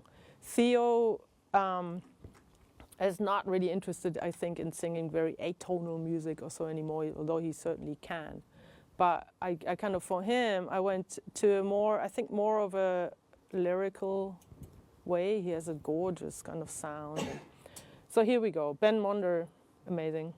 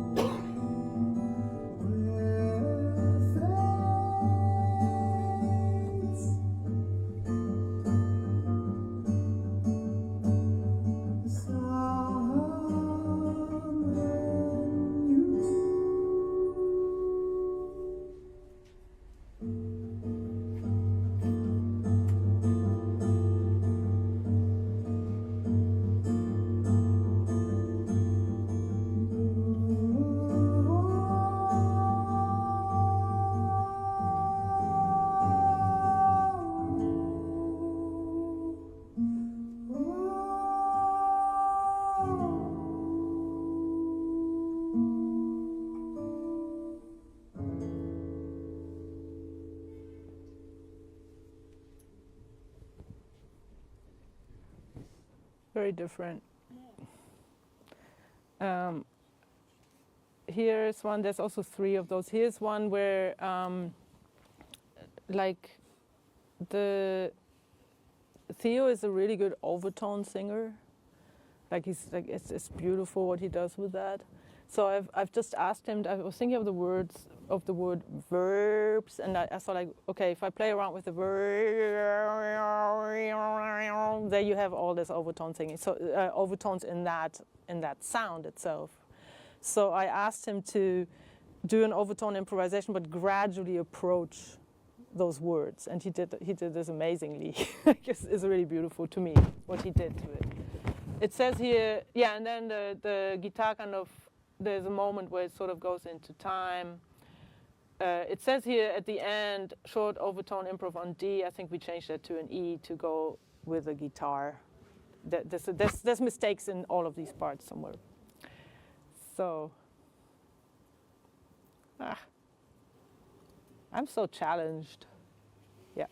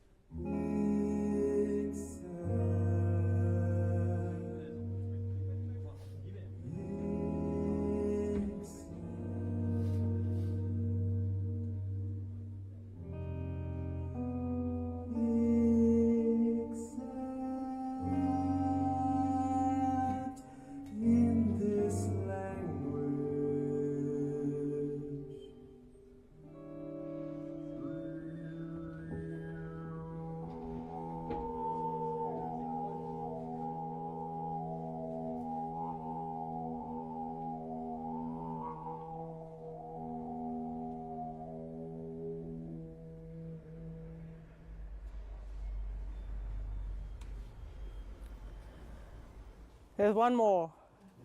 Yeah? Okay. And then we can go to questions. So here, open up, restless brick and swallow. My immediate image was city. The way we all can be completely lost in it sometimes. The way it's hard to, although you're surrounded by people, it can be kind of hard to feel a connection. And you know, just a sense of isolation that the brick swallows us up sometimes, you know. So I'm having this phrase, I know I wrote Steve Reich vibe. Some of these instructions, these are my friends, so I can I don't have to write, like, I can write colloquial instructions. I wanted it to be looped, relentless, and just, you know, be there the whole time, the open up, restless brick. Probably turn this down a little.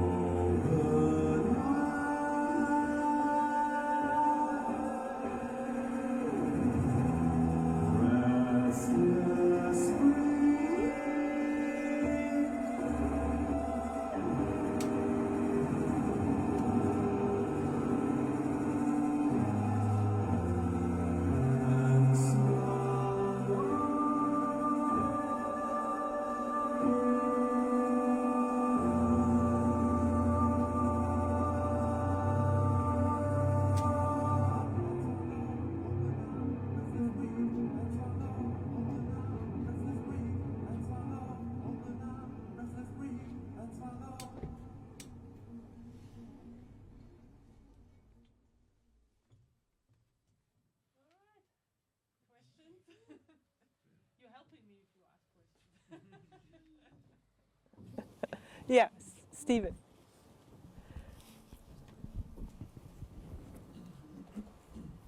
In a collaborative project like this, especially with 4 different duos, do you find it more interesting or more difficult, the juxtaposition of those 4 different like tonal spaces?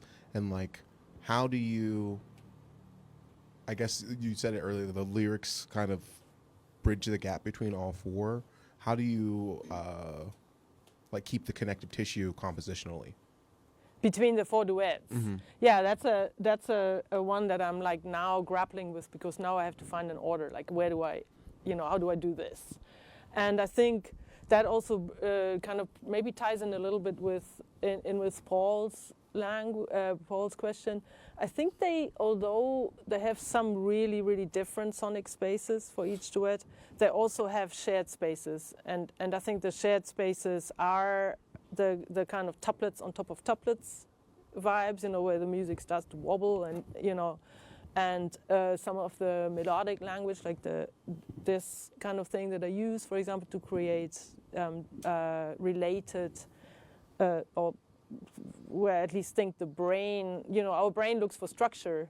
So I think if I, for example, use pitch cells that are stretched or condensed but do the same thing, there's a part of your brain that recognizes the structure. So I think there are certain threads that are just me that are woven through this whole thing, you know, that will connect them.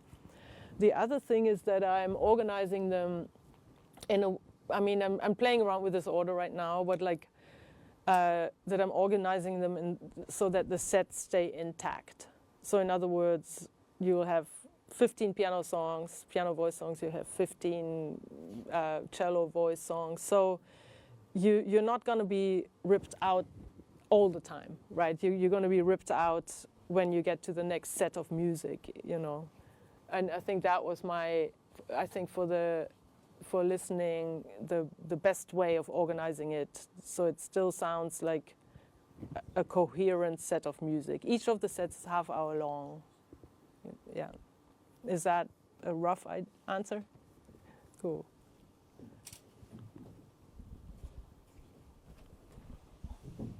Hi, my name is Paco. I play the trombone. I was wondering about your work ethic, especially taking an example as like having to write. There's 60 poems, right? Yeah. So how do you deal with like finding 60 interesting ideas?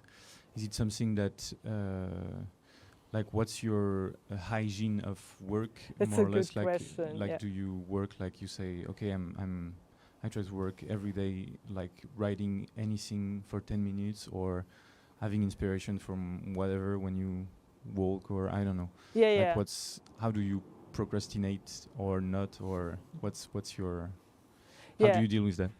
It's really a great question, and one that there is not one answer for in my case, because I spend a lot of time touring and traveling, so I just cannot always do it every day. You know, sometimes if you're just in a plane and in a train and then play a show at night and have a sound check, there's just no time to do it. But what I normally do, like when I get off a tour, I pretty quickly go back into writing something every day, you know, because I mean, whether I use it or not, and I mean, I have periods where I don't do it, but it's sort of almost like part of, that's where I gravitate to, you know. A deadline helps. Deadlines are really good. They sound also anti-musical and non-creative, but they're very good because it means because when we procrastinate, you know, writing 60 pieces is kind of daunting, right? But to give yourself a mental, like, I'm going to do this by then, it helps you focus and it helps you kind of not lose the thread. And in this case, because these were short pieces, I could do it on the road as well. So like, for example, because when you waste so much time when you're traveling, when you're on the road, right? So what I'm now doing is when I have an off date, I call the venue, I see if they can reserve me a few hours to practice and to write, so that I don't spend I don't spend the whole day doing nothing, you know, and then I can still find time to go to a museum or something like that, right? So I try and like stay on top of it. I try and like, I have a sort of like I'm pretty organized in my head, although I sometimes think I'm not, but I think there is an overall organization in my head that reminds me of, oh, you still have to do this and do it.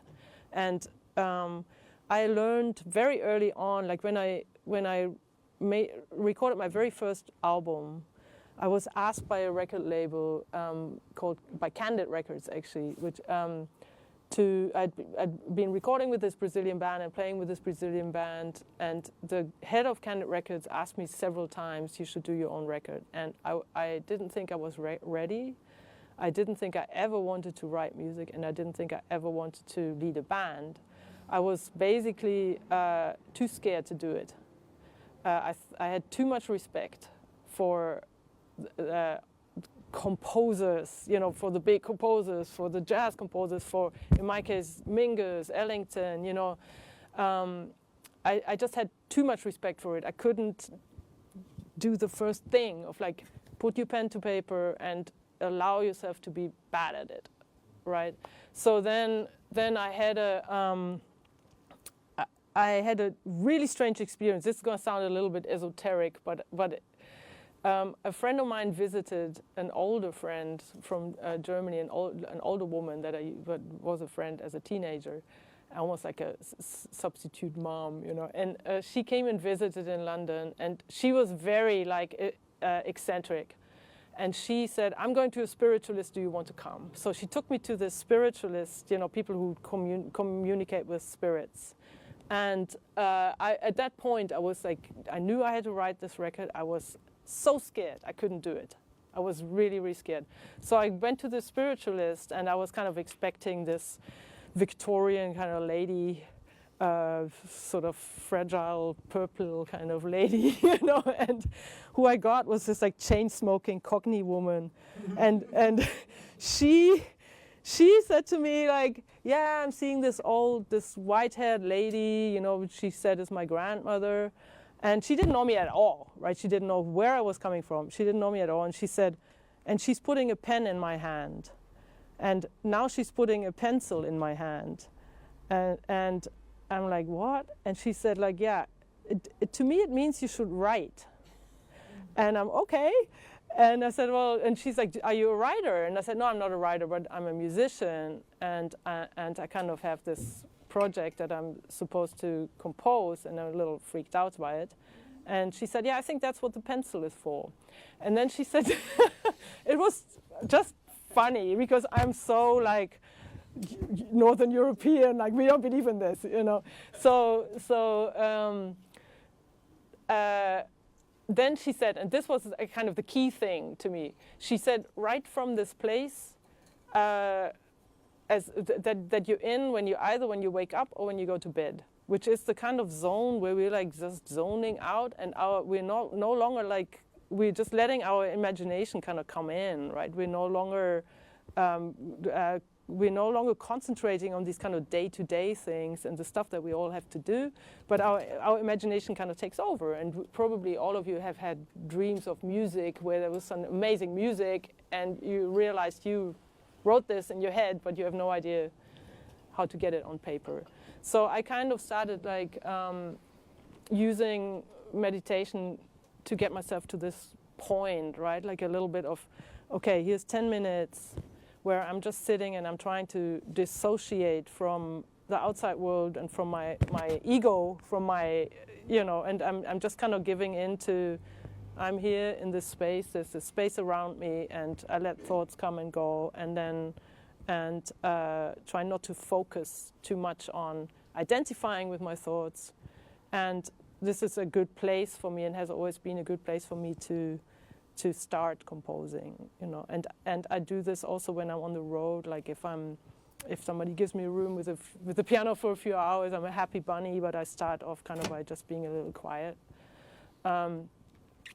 I did write the record after that, and it's really terrible. Like it's not a good record. I have told my husband I will divorce him if he listens to it. So we're like, but I had to do it, right? So there is something that is really important, which is jumping over your own fears, making that first step to do something, because honestly, you just get better at it.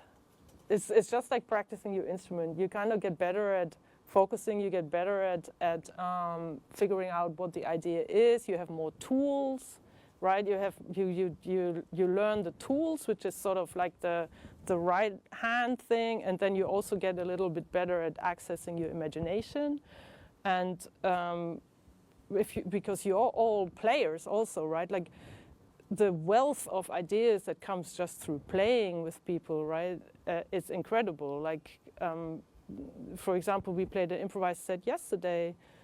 That's one, for me, it was one of those sets where I thought, oh, maybe I never have to write any more music, because it was like really well, it worked really well. You know, it had a total great arches and great orchestration. But for me, it's always been one side influences the other, and one side helps the other, right? Like the composition helps me focus ideas. The improvising helps me open my mind in a way. But there is like when I have a large scale project, I, at this point, don't, like I keep my calendar clear, and I write in my calendar compose for like 2-3 weeks or something. And yes, if Miles Davis calls me, I will go on a tour with him. But not if people call me just to do like sessions or rehearsals. I will just keep this clear. It's almost as if I'm telling people I'm out of town. Otherwise, because you need to, when you write something large, you need to do the same thing every day and just stick with it. Otherwise, it becomes too disjointed. Yeah. But it's a juggle. It's a complete juggling act in my life. Like not a, and I have occasionally had writing residencies where I've taken a month off and just gone to like a place somewhere in Wyoming where somebody cooks for you. And you have a place with the piano or whatever. There's these places in Europe too, where you just really just focus on it for 10 hours a day and you don't do anything else. And that usually in a month there, I get done what I would otherwise get done in 6 months at home. Yeah, so yeah, it's a juggling act. Deadlines. Can I play you a little bit of the classical set? And then we're probably done, right? It's still one, right? Okay, I'll play you a few of those. I know I'm trying.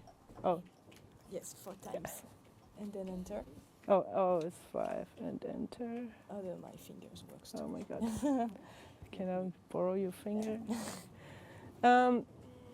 The classical set for me was the starting point for this whole thing, because I was asked to do it.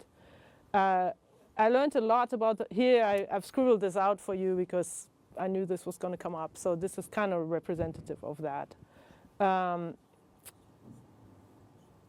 I might not get through everything. So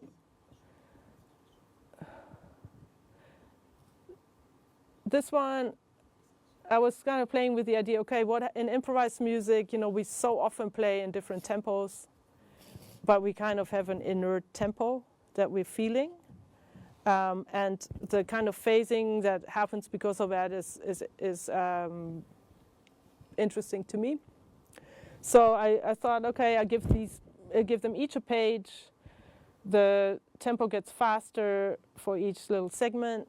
And they have, at the end of each segment, they have a change in pitch where they can collect themselves. So they're existing in 2 different tempos. We didn't time this with a metronome. If this had been timed with a metronome, it would be probably more concise, but I just let them deal with it the way they wanted to deal with it. The violin part has many different kind of colors so that there's a sense of orchestration. The voice not fit time to place, even the middle by itself. Whoa. Are we okay there? Is this a happy noise or is this a... Okay. So I'll play this briefly. All unison.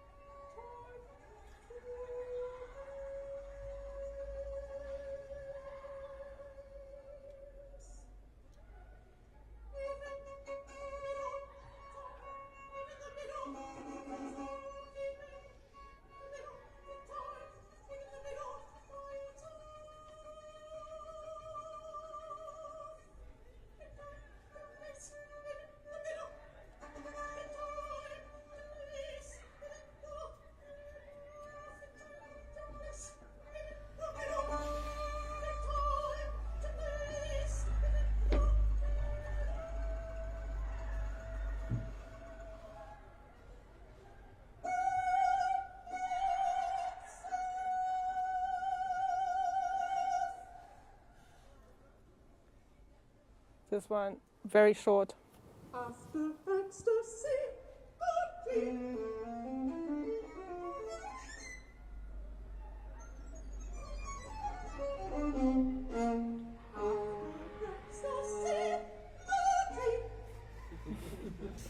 They are also married, so it kind of seemed to make sense to give it to them. Yeah, last one.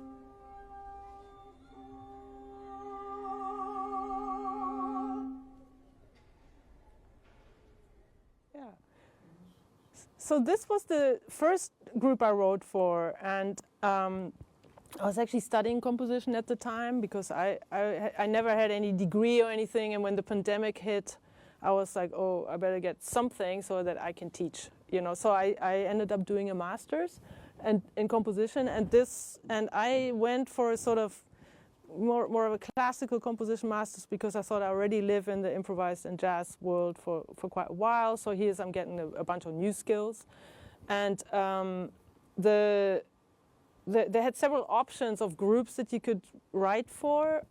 All the others were larger, and we were still in the middle of the pandemic. This was the first time I had time to do a master's. So this was like 21. We were in the middle of the pandemic, and I could not bear overdub music anymore. I could not bear Zoom sets. I was just like, I'd rather not do music, you know. So these two are married. Otherwise, I would not have chosen this instrumentation. I was like, nah, voice and violin, I don't know, that's weird. So, but these two were married. And I took that opportunity and was like, yeah, they can practice together, they can sing together, they can perform together. So there's like sometimes, that's another thing, like sometimes you grab what comes your way and just keep an open mind. And this then was really the cement, the seed for the whole project, right? So it came out of this thing that sort of came my way, wasn't my choice, but then I started loving it, you know. And the other thing is that these two people now are are playing that music. So this is also, like, as a composer, really kind of nice.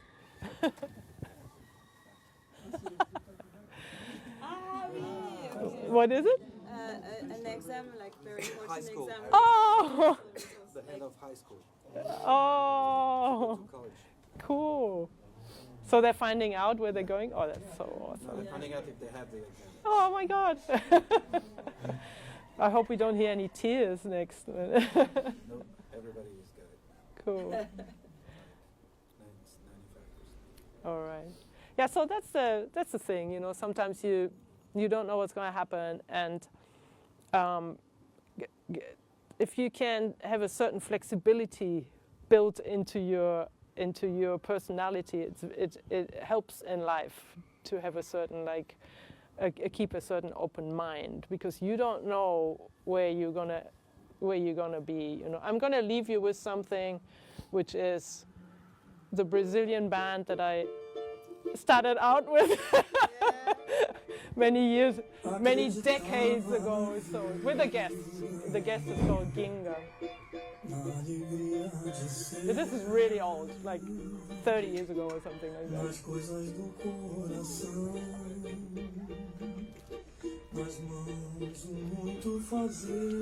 But I learned a lot from those people, those friends, became very close friends.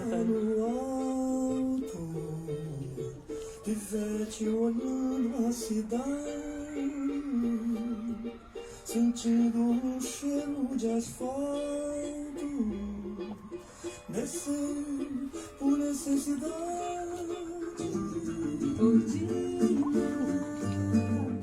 Seu menino desceu São Carlos, subiu o morro e partiu. Pensava que era guerreiro, com terras e gentes a conquistar. Havia fogo em seus olhos, fogo de não se apagar. Diz lá pra Dina que eu volto, que o seu guri não fugiu. Só quis saber como é, qual é, perna no mundo sumir. Diz lá pra Dina que eu volto, que o seu guri não fugiu. Só quis saber como é, qual é, perna no mundo sumir. E hoje, depois de tantas batalhas, Audio Gellington. dos sapatos, é a medalha que ele tem pra mostrar. Passado é um pé no chão e um sabiá. Presente é a porta aberta e o futuro é o que virá. Quem vem lá?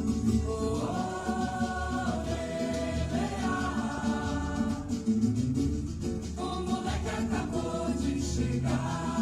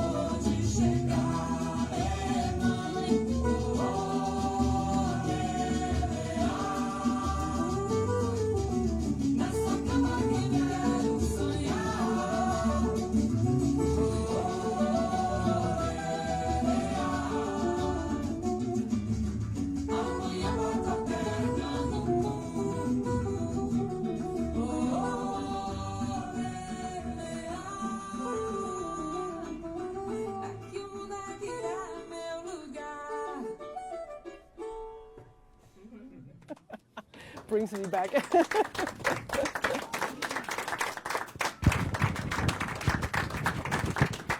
Thank you all.